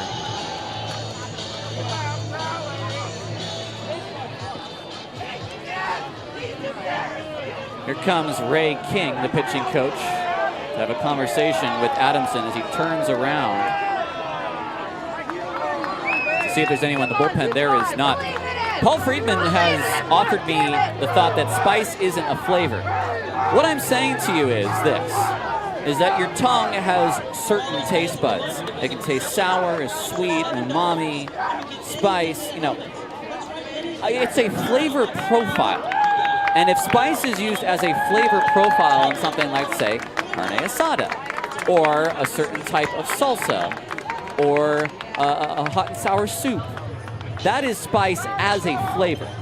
Then there's spice for the sake of being spice, where it's just, I can't feel my tongue and I cannot appreciate this dish. And I think that is where I am talking about spice as a flavor.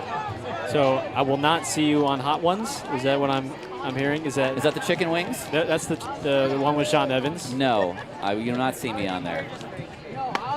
Either that or it'll be a very short interview. And as a European American man growing up, my GI tract is not ready for certain hot foods. Did not grow up eating many very spicy things. Some of those hot sauces there are just criminal.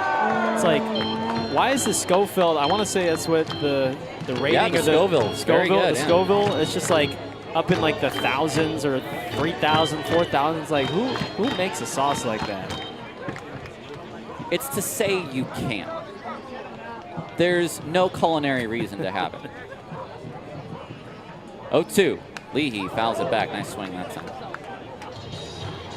Just to add a feather into your cap, I suppose, for those who are bold enough to try. It's one of those things, it's like if you can drink this bottle, the steak is yours, you know? Yeah, yeah. You can handle the spice. You don't have to pay for it. 0-2 to Leahy. 3-run rally for Oakland here in the 6th. In the dirt. That's a good question, though. How much spice could you tolerate, or like an eating competition? Like, how much food could you handle if you had to pick? Oh, you're saying quantity versus what kind of food? Yes, yes. Quantity versus spice. Overpowering. Leahy pokes this. It's Kaufman to make the play, and now he drops the baseball. Coming home is the run to score. It's definitely a base hit. I don't know if he ever stopped. You see Kaufman, Blythe never stopped. Blythe never stopped, I don't believe. I think once he saw that ball get in the shallow right and knew that Kaufman was going to have to make a tough play, he didn't hesitate. It's a base hit RBI. It's now 3 runs for Oakland with 2 outs here in the 6th. I'm sort of surprised that Red Pocket's not gone to their pen by now. Well, I'll say this. McKenzie takes a strike. They're a team that needs length. Now, they'll have the off day tomorrow, but it's a little bit of a tough life being a road team for the entire year. And they may have had to use their bullpen quite a bit in the first 10 days. Their bullpen usage in this series has been, I think, relatively low. Yeah, no, it's been good.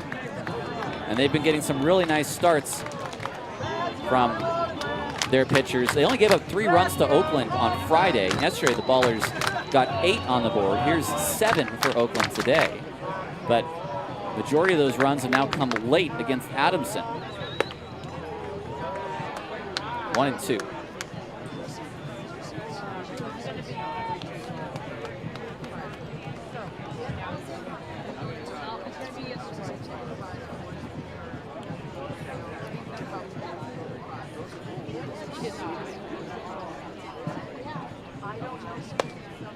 Strike 3 called on McKenzie, and he's going to tap his head. We're going to have a challenge. Well, either the inning is over, or we'll get another pitch in the at-bat. Overturned to a ball, and McKenzie will see another pitch. Not more than 1 full ball above the zone, looking at that.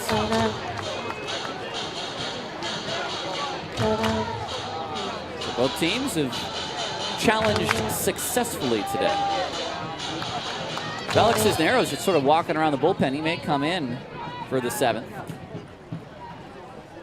He's just chilling right now. McKenzie, a bit of a wild chase, but he's able to foul it off. There's a left-hander warming up for Red Pocket out in right center. They do have 4 lefties.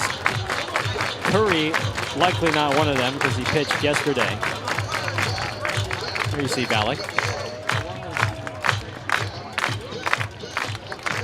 He looks ready to go.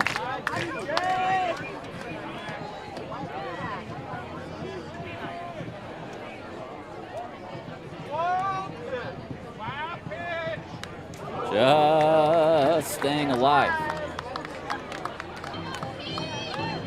McKenzie wants another. Yeah.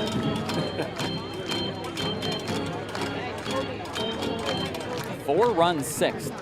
Ballers have finally broken Adamson in this inning. Had only given up 3 hits to this point. Oh, and McKenzie, yes, he did. But It's 4 runs for Oakland on a home run from Santos, a home run from Buford, an RBI double by Blythe, and an RBI single by Leahy. It's 7-0 through 6 on Ballers TV.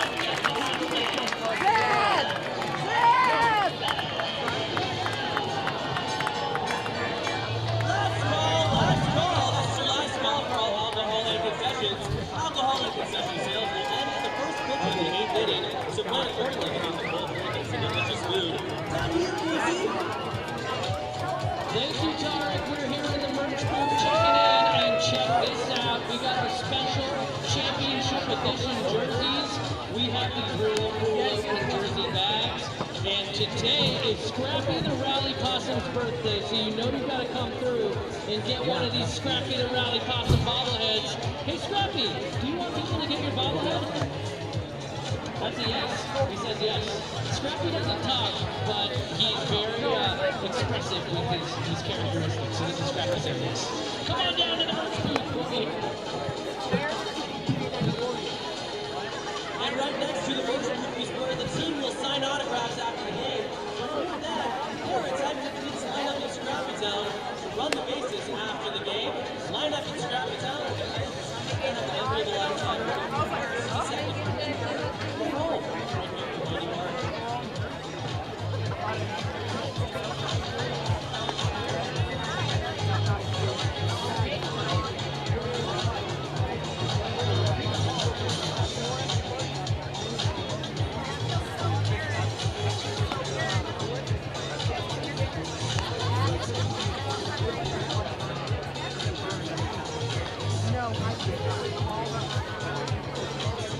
Aiden Rissy has spun 6 scoreless, already his season high, and he's looking to go 7 here as he returns to the mound with a healthy lead. Run support from Oakland has been great. 7 runs in on 7 hits, a 4-run 6th, 2 home runs in the inning from the Ballers. Marco Martinez leads off, followed by Kashawn Frett and Josiah Chavez. Gareth Kwok, Tyler Peterson for Ballers TV.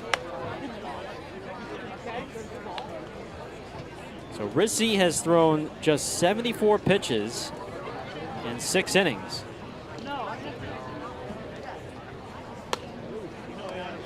Slider is a little high, 2-0.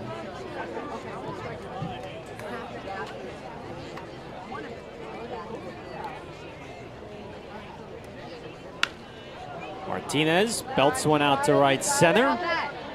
Drifting back, McKenzie. He's got it. 1 down. The second fielder, number 10, Kashawn Frett.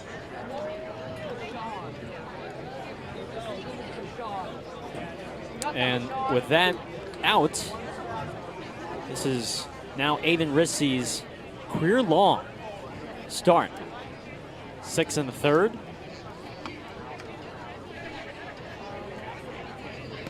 He made 4 starts last season with New York of at least 6 innings, of I should say exactly 6 innings. Driven to right center field, McKenzie on his horse. He's not going to get there. 1 hop off the wall. Frett has an extra base hit. It's a 1-out double.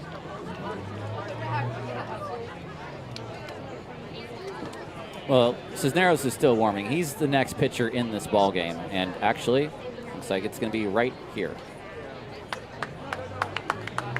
Aaron Miles walks out, but Aiden Rissy should receive a great ovation from this Oakland crowd.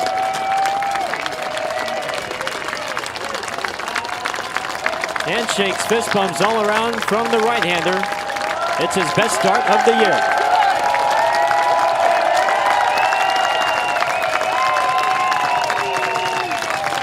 We'll take a break. Pitching change for Oakland, who leads 7-0.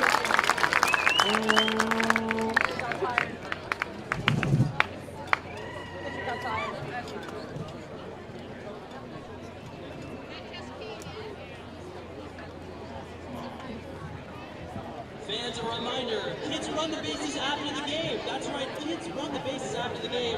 Line up in right field in Scrappytown, and kids will be able to run the bases afterwards. And then from there, they can sign autographs right behind the goal. All the players and coaches. Once again, kids run the bases after the game. Stick around, it's going to be a fun afternoon of baseball and after baseball here for you.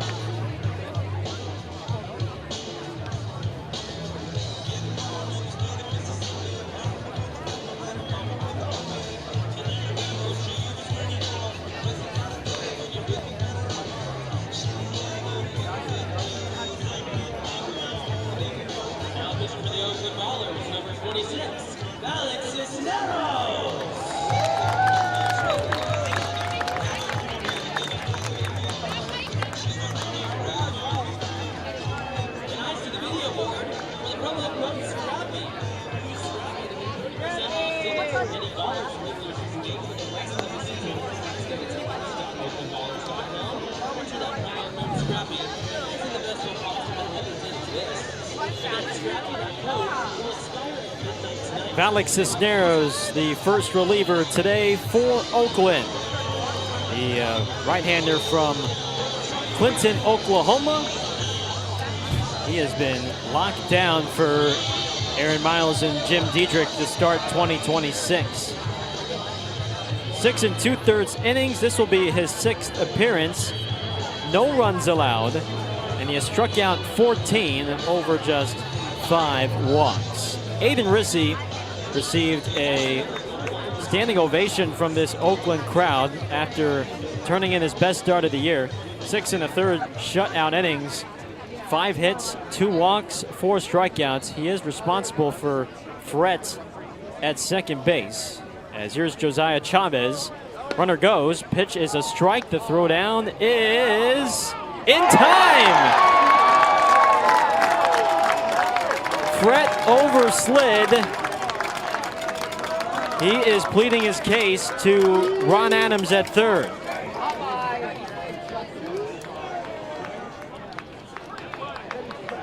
You see the foot come off, and Allgaier, credit him for staying with it.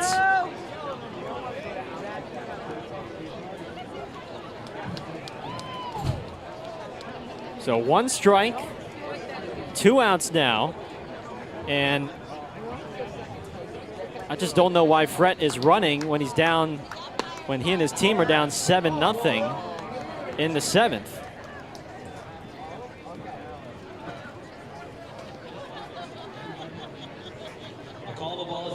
We got a challenge here from Chavez. After review of the Red Rock and Mobile Strike Zone Challenge, the pitch is overturned to a strike. Oh, excuse me, a challenge from Calora. And it's been overturned. It's 0-2.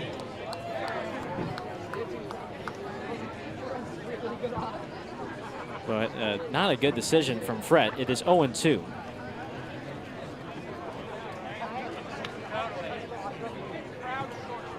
Chavez is 1 for 1 with a single.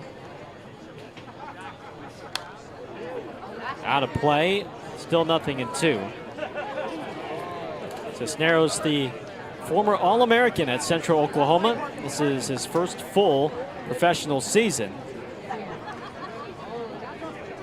Low 90s fastball, a terrific slider, his best secondary.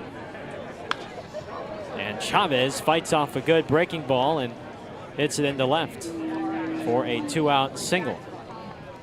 Could have been a run for Red Pocket.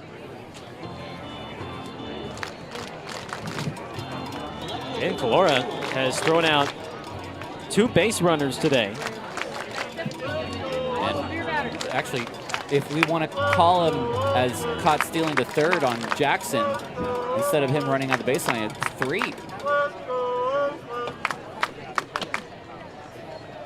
Here's Maury Weaver. 1 ball and no strikes.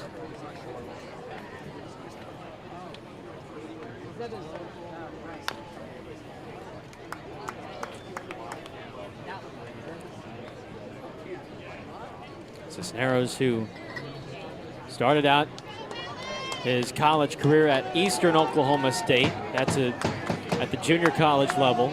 Transferred to Central Oklahoma for the final 3 years, and he was one of the best closers in the conference.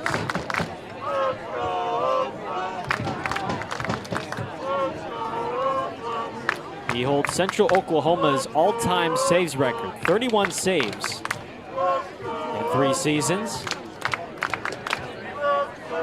Pitched for the Frederick Keys in the draft league last year. And he is ahead 1-2 on Weaver.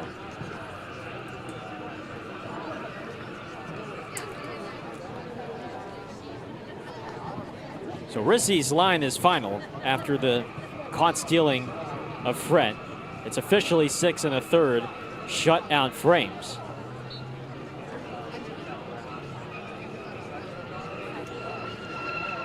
There's a discussion about the count. It should definitely be 2 strikes. It's Weaver, 1-2. Yeah, it's 1-2. Weaver fouled off 2 pitches. 1 ball, 2 strikes. Weaver doesn't bite. 2-2.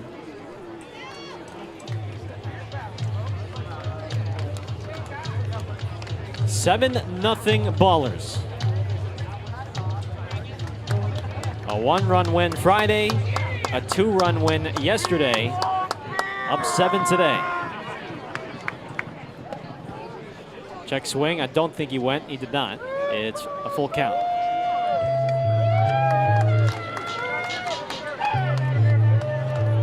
Final game of this 12-game opening homestand. Ballers trying to split the homestand, 6-6. Chavez was leaning a bit for getting back. With all the throwovers we've seen today, I wonder if there wasn't a pitcher's meeting before today's contest. Now Ibarra retreats. 3-2 is popped up out of play.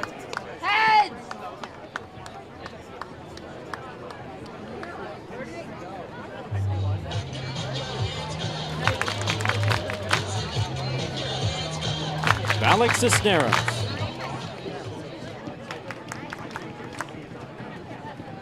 He's ready. And he got him swinging. 7th inning stretch here from Raimondi. It is 7-0 Oakland. All right, I'm here with the district all-stars from Danville. We're going to do the 7th inning stretch. We need everybody up on their feet. Help me out. Let's get it started. Take me out to the ball game. Take me out to the crowd. Buy me some peanuts and Cracker Jacks. I don't care if I ever get back or retreat. Root for the Ballers. Say don't win, it's a shame. No, there's 1, 2, 3 strikes, you're out at the old ball game. Let's go!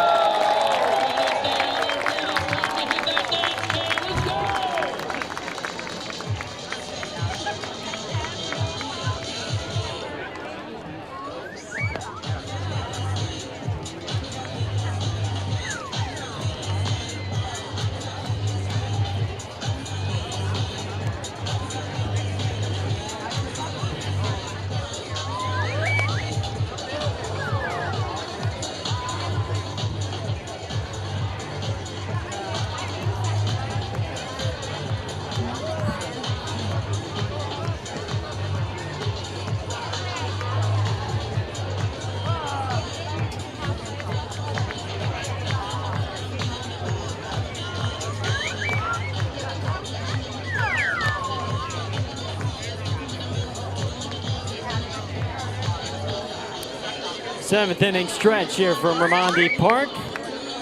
The Ballers with a 7 spot on this Sunday. 7-0. Looking for the 3-game sweep of the Red Pocket Mobiles before then hitting the road for 2 weeks up to Montana. Mobiles will go to their bullpen for the first time today. It is the lefty Philip Sanders who comes in. 25-year-old from White Settlement, Texas. 5'11", 205 pounds.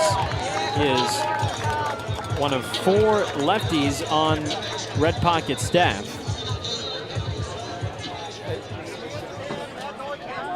No, to cast no aspersions, that's quite the hometown. I've never heard of that city in my life. White Settlement?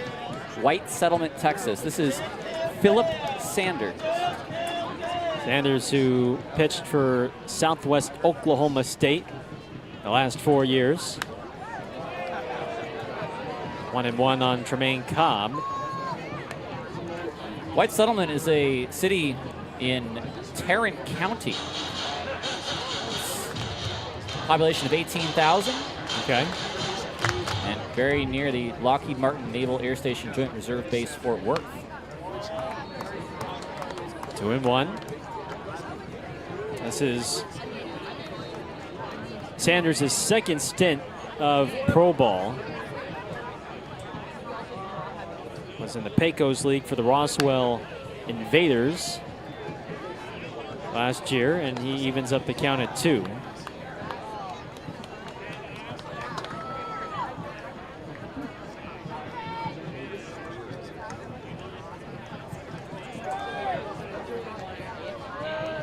Two and 2. Cobb now wants to use time. The name White Settlement comes from White Settlement Road, the original trail that led from the fort at Fort Worth to the White Settlement about 8 miles west that went through Native American territory. So it's just as you thought it was named for. Grounded to short, belt high hop for Martinez. 1 away. Your attention, please. Now pinch hitting in his return to Oakland, the right fielder, number 20, Davis Druick! And Davis Druick is going to pinch hit for Isai Santos here in the 7th. You hear the roar of the crowd for the 2025 baller, just reacquired today.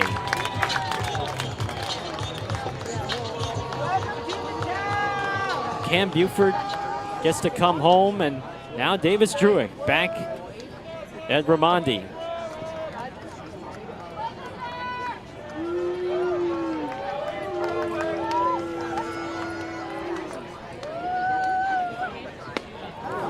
Swing and a miss on the first pitch.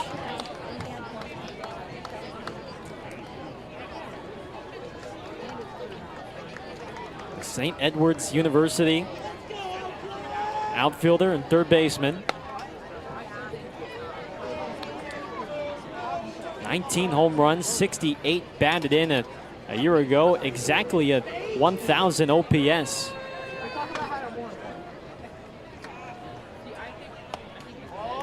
One and two. Was with the Cleburne Railroaders at the beginning of the year, was released from that club, and spent about a week on the couch, and now is back in Oakland.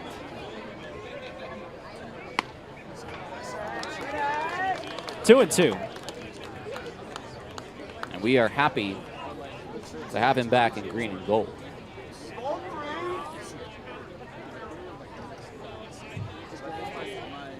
The 2-2 is on the outside corner, strike 3. Oakland does have both its challenges remaining, but Druick will not use one here. 2 outs for Ibarra.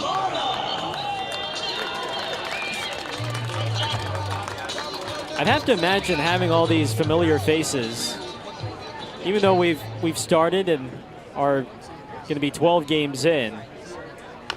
But just having that continuity must be really nice for you, Tyler. I mean, there's a general sense of security you have when you know there are guys in the lineup that you've trusted before in big games, in big spots, and you see them back in the lineup again. So to have a guy like Druick back, to have a guy like Cam back, there's players talented everywhere, but there's guys that you know you can depend on, and they're back.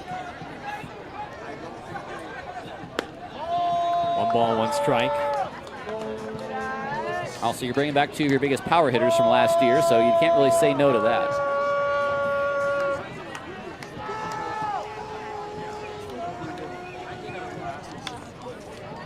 1-2. And again, usually there's lots of turnover during the offseason in this league. And we want to see guys continue to excel in their careers, but this is really the next best thing. If things don't necessarily work out as far as plan A, get them to come back home and thrive where they used to thrive.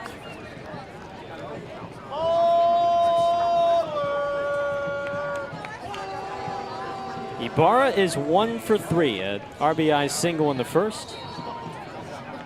And that is rocketed up the middle for a 2-out hit. It's just consistent, hard contact from Ibarra in the 3 spot for Aaron Miles.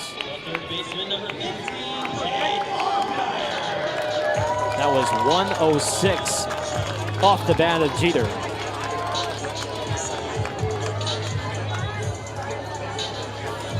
Brings up Jake Allgaier.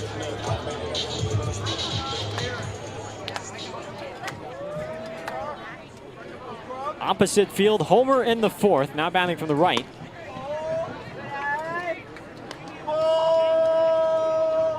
Ballers with the run in the 1st, 4th, 5th, and then 4 runs in the 6th.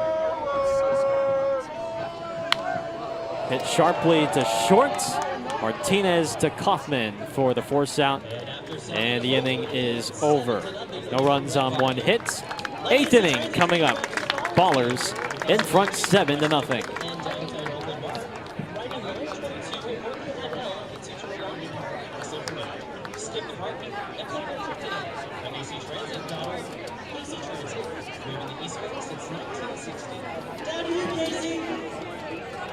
Thank you, Tarek. It is time for a final edition of Green vs. Gold. Everybody make some noise. If you have a green wristband, you want Declan to win this dance-off. If you have a gold wristband, you're going to want George to win this dance-off. We're about to get started right here. All right, George, you go first. Let's see your moves. And this is the Scrappy. Happy day. Scrappy's birthday. Not bad, George. Let's see what Declan's got. Let's see what Declan's got. Keep going, Declan. You got this. I don't know, Scrappy. Pretty serious competition here. All right, George, let's go back in there. Sounds like George so far, I think. All right, Declan, win him over.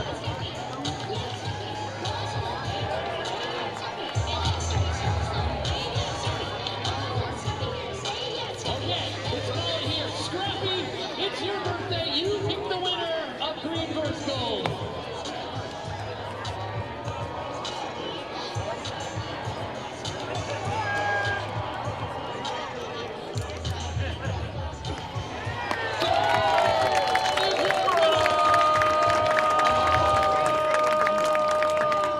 Gold is your winner, but it's too late, I fear. Because Green 7-0. The Ballers lead. It's your job. Go ahead. Go ahead. That's okay. Take it away, Garrett. That's okay. We got to let people know what's going on. We had one baller make his season debut in Davis Truick just a couple ABs ago, and now we have another baller making his season debut. It's Matt Lozovoy, who was just signed a couple days ago by the Ballers, the former Cal Bear and Novato native. He takes over here in the 8th with Oakland ahead, 7-0. Eli Young leads off and rolls the first pitch foul. Lozovoy, who pitched at the College of Marin before then finishing at Cal back in 2023.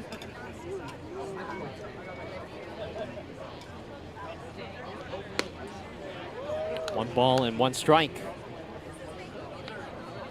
It's not his professional debut per se. It's his North American professional debut because he last pitched for the Perth Heat of the Australian Baseball League. 93 mile-an-hour fastball on the inside. It's 1-2. Makes you lick your lips right there. Yeah. 25 years of age, 6'2", 205. And there is his first baller strikeouts as he gets young looking.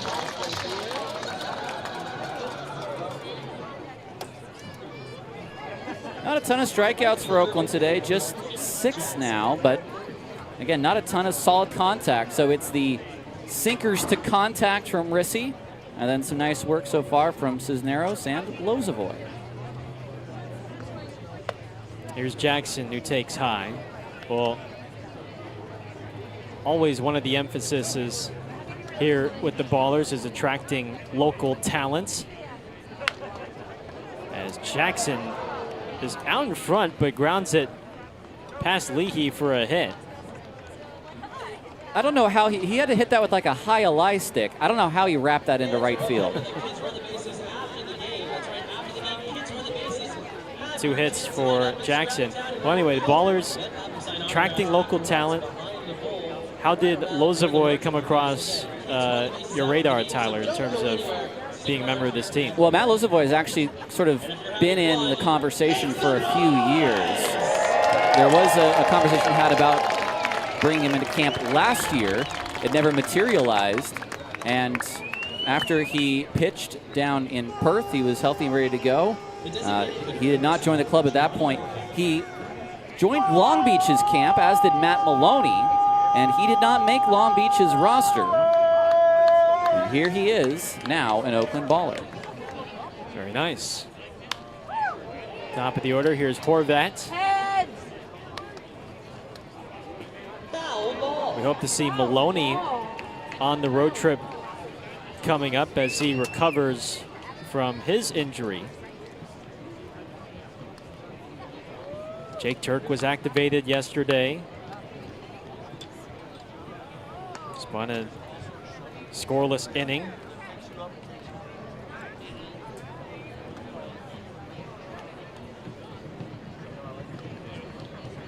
Nothing in 1 on Horvat, who's reached twice. Runner goes up the middle and past Leahy, a base hit. And Jackson will go first to third. I'll tell you what, 7-0 game. Dimitri Young is not afraid to keep sending his guys on the base paths. Well, it's a 92-mile-an-hour fastball, pretty center cut for Horvat, and it's hard to sneak a fastball by a professional hitter. So it's a nice fastball at 92 for Lozovoy, but Horvat's just been so good in this series. Trying to avoid the shutout at the very least. Here is Kaufman. Now, he's been chasing high fastballs this series. Look where Kalura is setting up. That got deflected by Lozovoy. Cobb to first. It's a double play. Just how you drew it up in fielding practice. 1-6-3. And we go to the bottom of the 8th with Oakland ahead 7-0.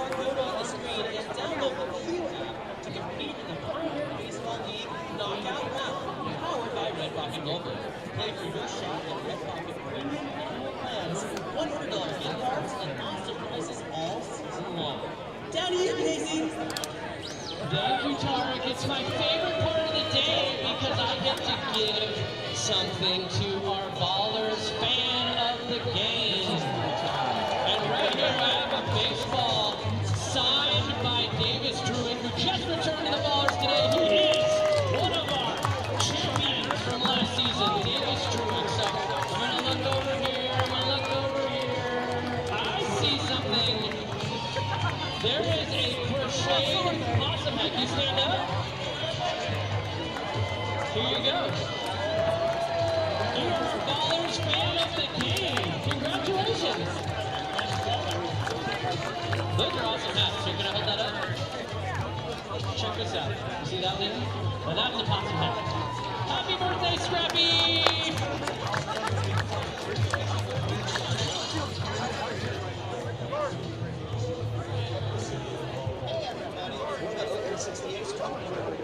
We're going to teach you the We Love You Oakland chant that we do after every single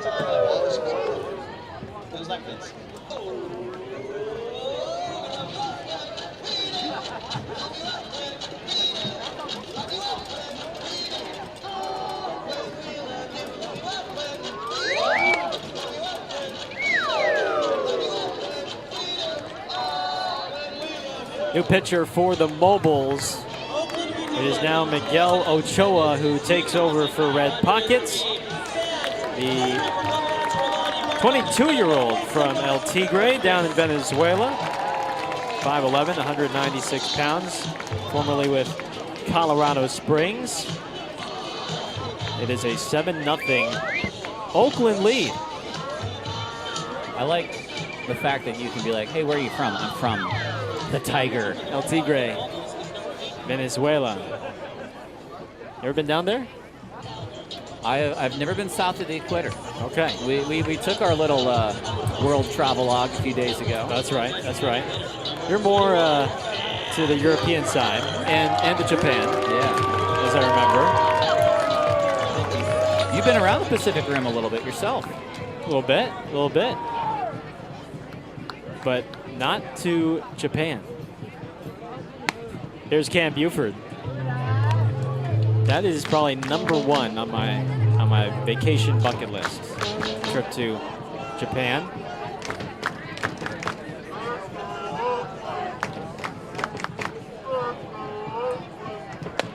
Swing and a miss.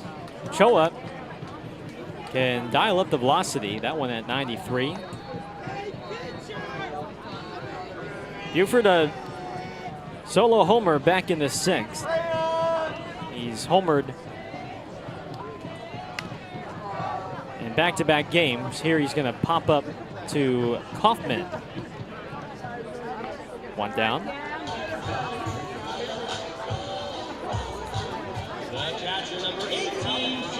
Great crowd on hand. Lots of families in attendance for Scrappy's birthday. Have about 6 or 7 other mascots joining him on the fun.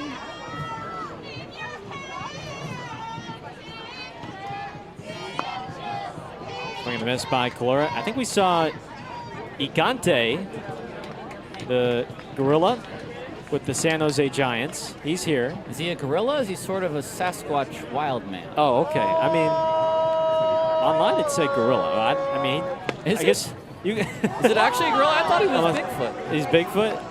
We call it a strike zone challenge. We have a challenge here from Calora. The strike zone challenge. The pitch is overturned to a ball.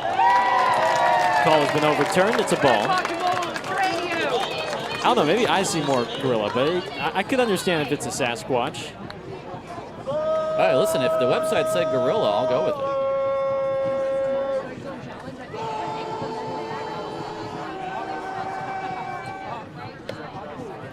High.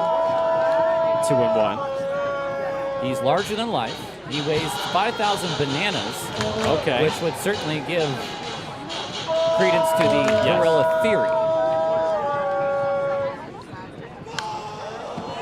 So he's in the house, and I did see a mascot wearing a Broncos shirt, so Yes. Santa Clara. Santa Clara. I don't know the name of that Bucky. animal. Bucky is in the house, Bucky the Bronco. Strike 3 looking on Calora, 2 outs. We had a traffic cone. Yeah, what is that? That maybe is a Caltrans Okay. mascot. He did not take off his hat for the national anthem, I might add.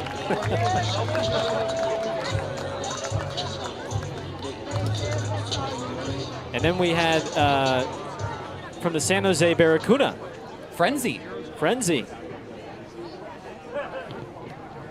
we're making sure everyone's represented here to celebrate Scrappy's birthday. There was also a very large bee wearing a bee's shirt. I have no idea from what company that bee is from. Yeah. It's not from a sports team.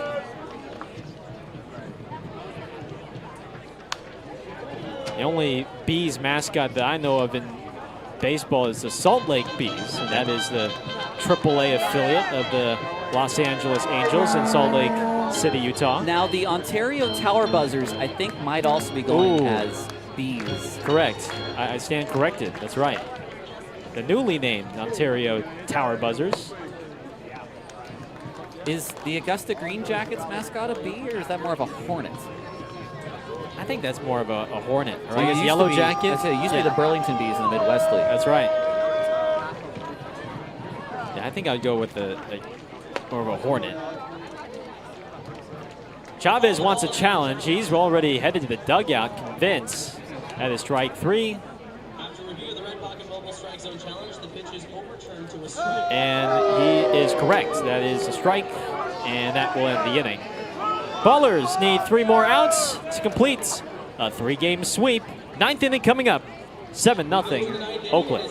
7-0 Oakland. Oakland fans, make some noise for the outlandish cannon. Baseball is in your future. Gotta put your hands in the air. That's outlandish. They were solid amazing merchandise for our ballers. That's how they sold. And some amazing originals as well. Outlandish. Shout out to them. They're awesome. And you're awesome.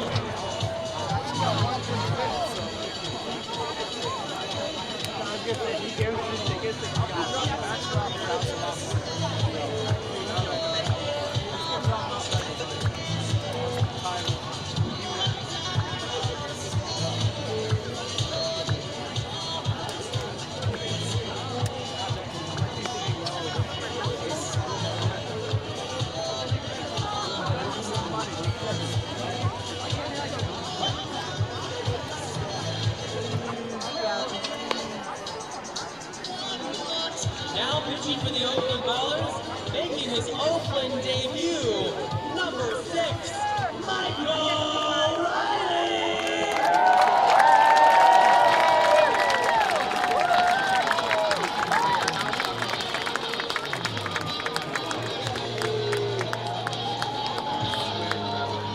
And fans, a reminder, kids run the bases after the game, so now might be a good time to start lining up in right field in the Scrappy Town Plaza.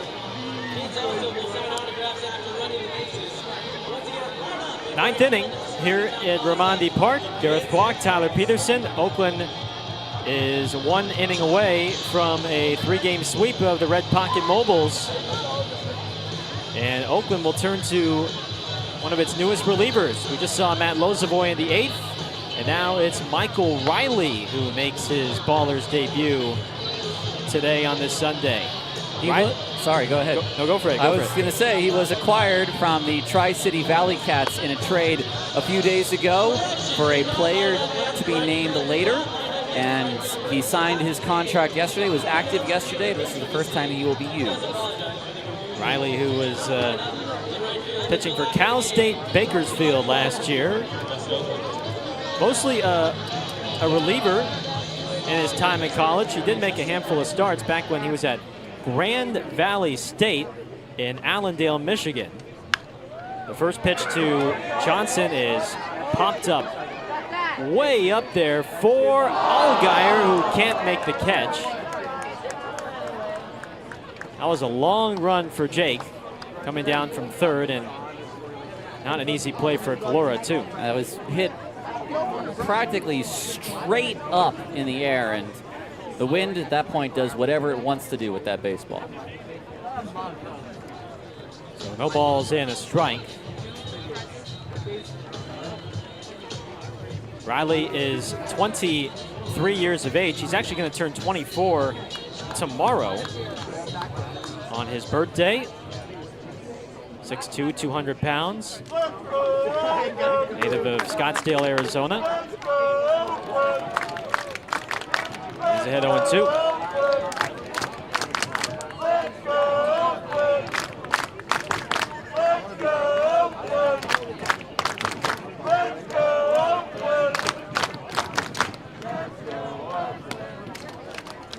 Fastball is outside. That one at 92.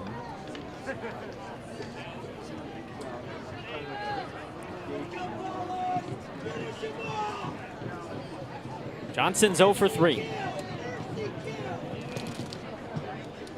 Slider is low. 2 balls, 2 strikes. Riley will come at you with a 4-pitch mix. Fastball, slider, cutter, and a changeup. Johnson, Martinez, and Fred. 3, 4, and 5. Last hope for Red Pocket. High fly ball, well struck left center. McKenzie is back. He climbs a wall, and it is gone.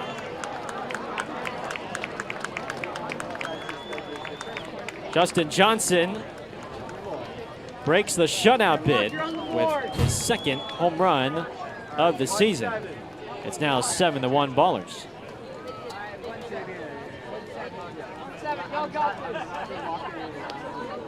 Well, there he's got a center cut fastball. Riley's challenging him. It's a 7-0 game. You just want to throw that pitch right over the plate. So, just Johnson won the battle. This should be more playable for Ibarra, who almost runs into, or I should say, Martinez almost ran into Ibarra. But Jeter stays with it for the first outs. And you think about Riley, who gets 2 pop-ups, and only one of them gets caught. You can say that maybe, as far as he's concerned, he should have 2 outs in the inning. Certainly.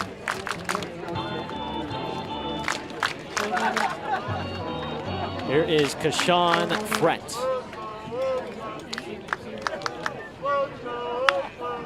On the ground, sliding stop Allgaier. To his feet, and there's 2 away. He's doing it on both ends of the baseball.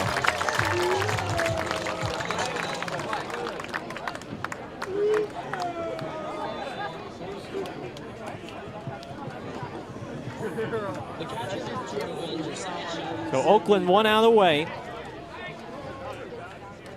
Mobiles have out-hit Oakland in this game 9-8.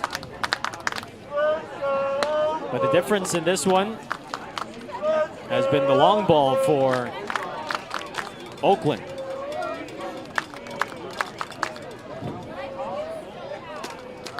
Four home runs for the Ballers. A splendid start from Aiden Rissy. A pitch timer violation on Riley, so it is 2-0.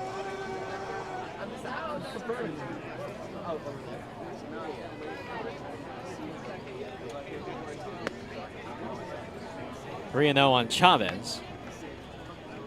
Stay tuned. Ballers post game coming up after the final out. We'll give our final thoughts from the homestand, scores around the Pioneer League, and more. Chavez draws the walk, and it'll bring up Weaver with 2 out.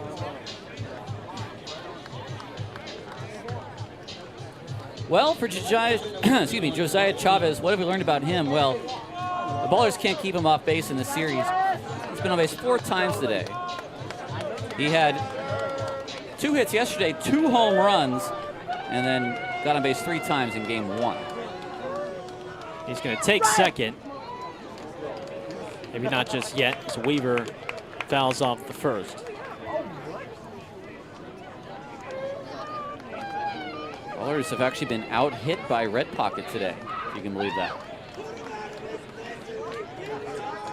Red Pocket out-hit Oakland on Friday, 6-5. That's in the dirt. Runner was going already on the defensive indifference. Yeah, it's defensive indifference, isn't it? Because the ball got away, but he was already going to second. I think it's just defensive. I think you attribute the base to the indifference, though, the same way you would attribute it as a stolen base. A breaking ball, 1-2. Now we got a challenge here from Weaver. They've got 2 left anyway.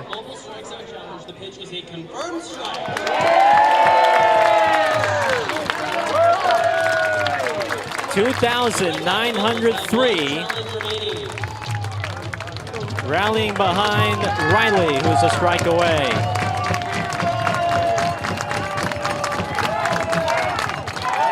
Struck him out.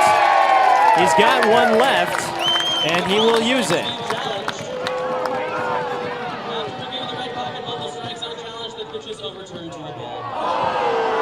And we will have to wait.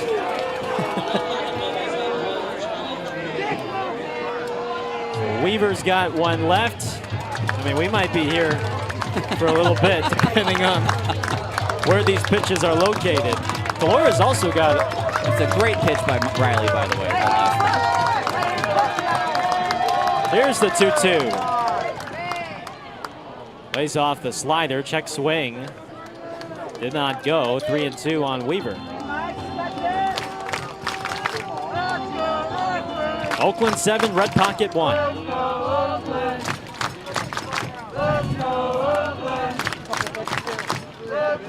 3-2. Swinging bunt. Back to Riley. Underhand feed. In time.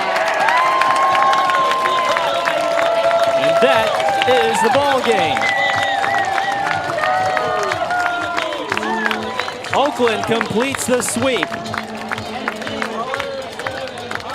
They win all 3 games over the Red Pocket Mobiles. A resounding victory, 7-1, the final. Aiden Rissy with a 6 1/3 shutout inning performance. His longest of his career. 4 home runs hit by the Ballers. The bullpen locked down once again for a 3rd straight game. And Oakland has won 3 in a row as they head to Montana for 2 weeks. Our very own Casey Pratt is going to get our Proposition Chicken Player of the Game. I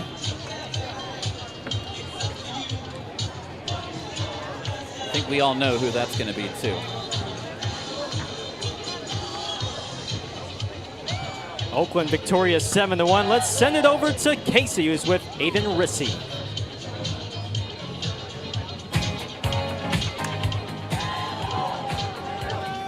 Thank you, Tyler. I'm here with Aiden Rissy, who pitched 6 2/3 scoreless innings, the first scoreless outing by a Baller starting pitcher this year. Aiden, what was working for you? Just filling up the zone, right? Using different pitches, having confidence, let my defense work, and JC behind the plate, throwing guys out. So everything going well for me today, and got the win. Now, I know it's tough. You guys don't get a very long spring training, but it seems like the pitching is really starting to click right now. 3 wins in a row. Yeah, I mean, guys are trying, man. They're putting in the work day to day and trying to give us good outings and give the fans something to cheer on. So. Yeah, speaking of the fans, the crowd was incredible today. The kids are about to run the bases. Just when you get to take the bump in a day like today with so much good energy out there, like how do you feed off of that in front of a crowd like this? Yeah, I mean, everyone's cheering for me to succeed, and so that helps a ton having everybody up there and everybody back there. We see you all the time, so thank you for coming out and keep coming out. All right, Aiden Rissy is our Proposition Chicken Player of the Game. That means he gets a $50 gift card for some chicken. Let's get that chicken. Go Chicken. Go Ballers. That's right, Aiden. Go Chicken. Go Chicken, indeed, Casey and Aiden. Oakland wins it 7-1. We'll be right back. Post-game coverage is coming up next here on Ballers TV. Thank you so much for coming out to Scrappy's birthday. Again, kids are the bases right now, so lined up in right field in Scrappy Town. They'll be signing autographs right behind Oakland in the bowl. From all of us here in the press box at the Oakland Ballers, thank you so much for coming out today. And if you're driving home this afternoon, be sure to do so.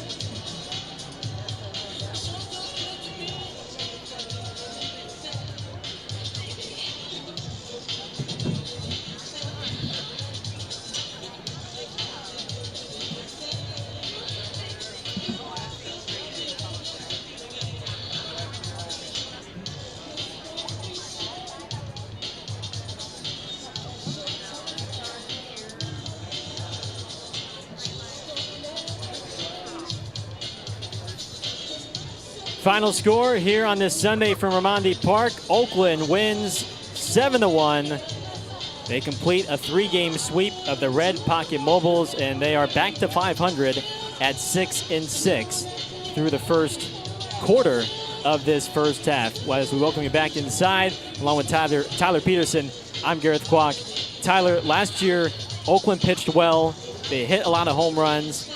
In these 3 games against Red Pocket, they pitched well and hit a lot of home runs. Perhaps a good omen for this 12-game road trip coming up. And they play good defense. One of the best defensive teams in terms of not allowing errors on the field, not allowing unearned runs. So you finish the homestand at 6-6, which is kind of the bottom of where you want to be if you want to feel good about the team. So you start 4-6, or rather 3-6, and you win the final 3. You like how that finishes. You think, okay, we got a little bit of momentum going. Now we're going to go to some hostile territory up in the mountains.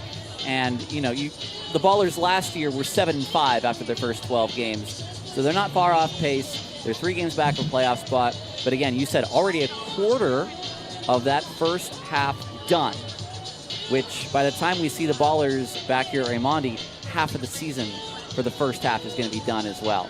So you cannot really let off the gas pedal in terms of can you secure a playoff spot in the first half, which is one of the most sought-after things, which means you get 3 home games in the playoffs if you're a first-half team. So they did great against a team that you feel that they should have come out with a series victory, and they get the series sweep.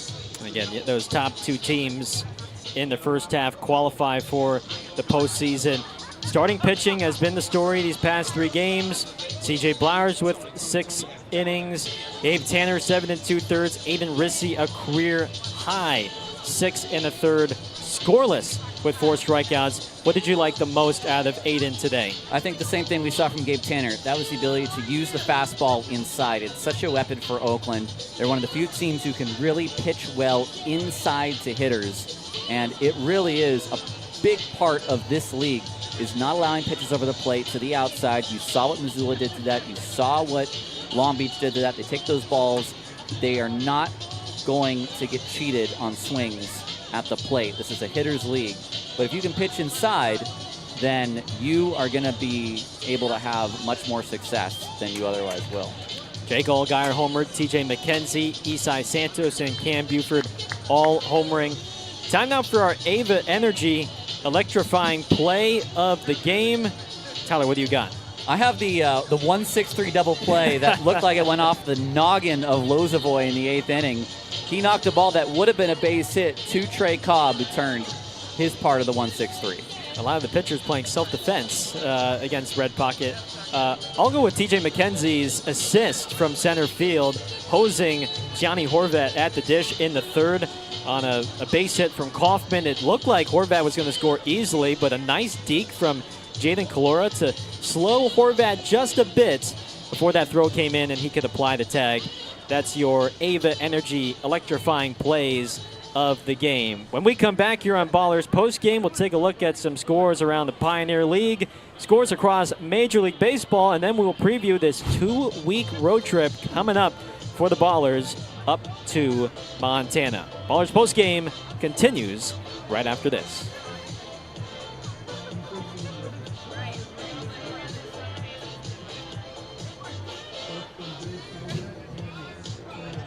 Oh, Dave Feldman said so? I will take Dave Feldman for it.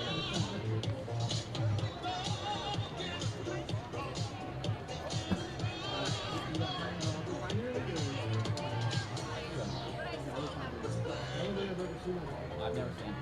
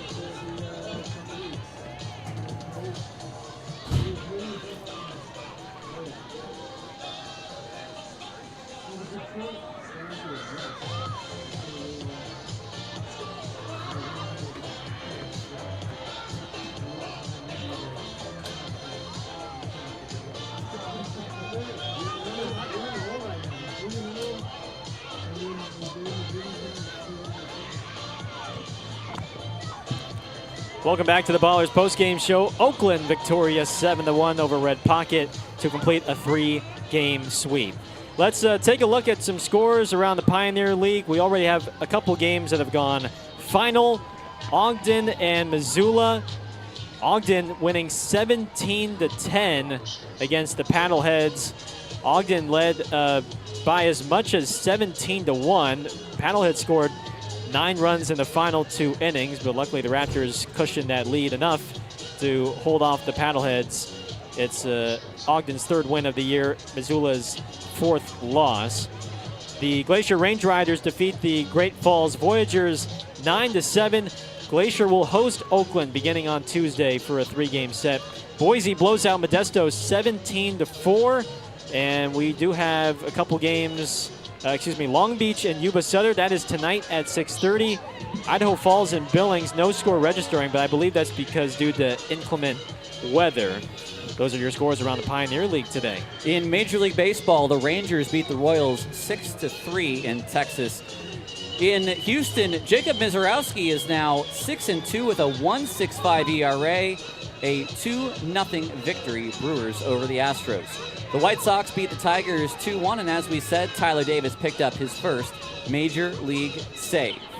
10-1, the Mets beat the Marlins. It was 6-4 Reds over Braves. Former A Sam Mole got the save in that game. The Rays beat the Angels. Shane McClanahan picked up his 6th win. Baker his 16th save. 9-4, a victory for the Red Sox over the Guardians. The Pirates, 9-3 winners over the Twins. The Nationals, 4-2 victorious over the Padres. The Orioles beat the Blue Jays 9-5. And games still in play. The Dodgers a 7-0 lead over the Phillies. The A's are trailing 13-7 to the Yankees. All 13 runs in the 3rd inning for New York. Oh boy. Yeah. D-backs 2, Mariners 2 in the bottom of the 8th. And speaking of big scores, the Giants have scored 17 runs on Colorado. It's 17-6 as they try to take a game out of that series at Coors. And one more game tonight on NBC. It's probably going to be a pretty good one, a Midwest rivalry matchup of 2 teams playing winning baseball, the Cubs at St. Louis. Well, let's look ahead to this 2-week road trip. The Ballers will hit the road tomorrow, and then they will take on the Glacier Range Riders Tuesday through Thursday. Range Riders off to a good start, 9-3, so far occupying a top 2 spot in the standings. Oakland and Glacier, it's the first road trip of the year, and Tuesday we will have you covered beginning with first pitch at 5:35 Pacific, so we'll go live approximately 5:20 on the Oakland Ballers YouTube channel. I will be on the road with the team all 2 weeks as the Ballers take on Glacier, Great Falls, and Missoula as they will try and start the road off well. Oakland and Glacier, that'll be Tuesday. Once again, 5:35 first pitch. We'll have pregame beginning at around 5:20. But that's going to do things for us today here from Oakland. Thanks again to Tyler Peterson and our producer Nico down in Argentina for his help all homestand long. My name's Gareth Kwok saying so long. The Ballers sweep the Red Pocket Mobiles today, a 7-1 victory over Red Pocket. Enjoy the rest of your weekend. We will talk to you all on Tuesday from up in Montana. So long, everybody.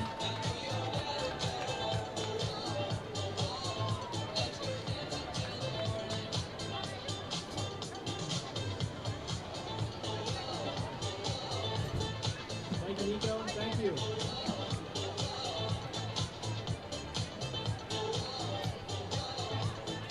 Thanks, Nico. Hasta luego. Dos semanas.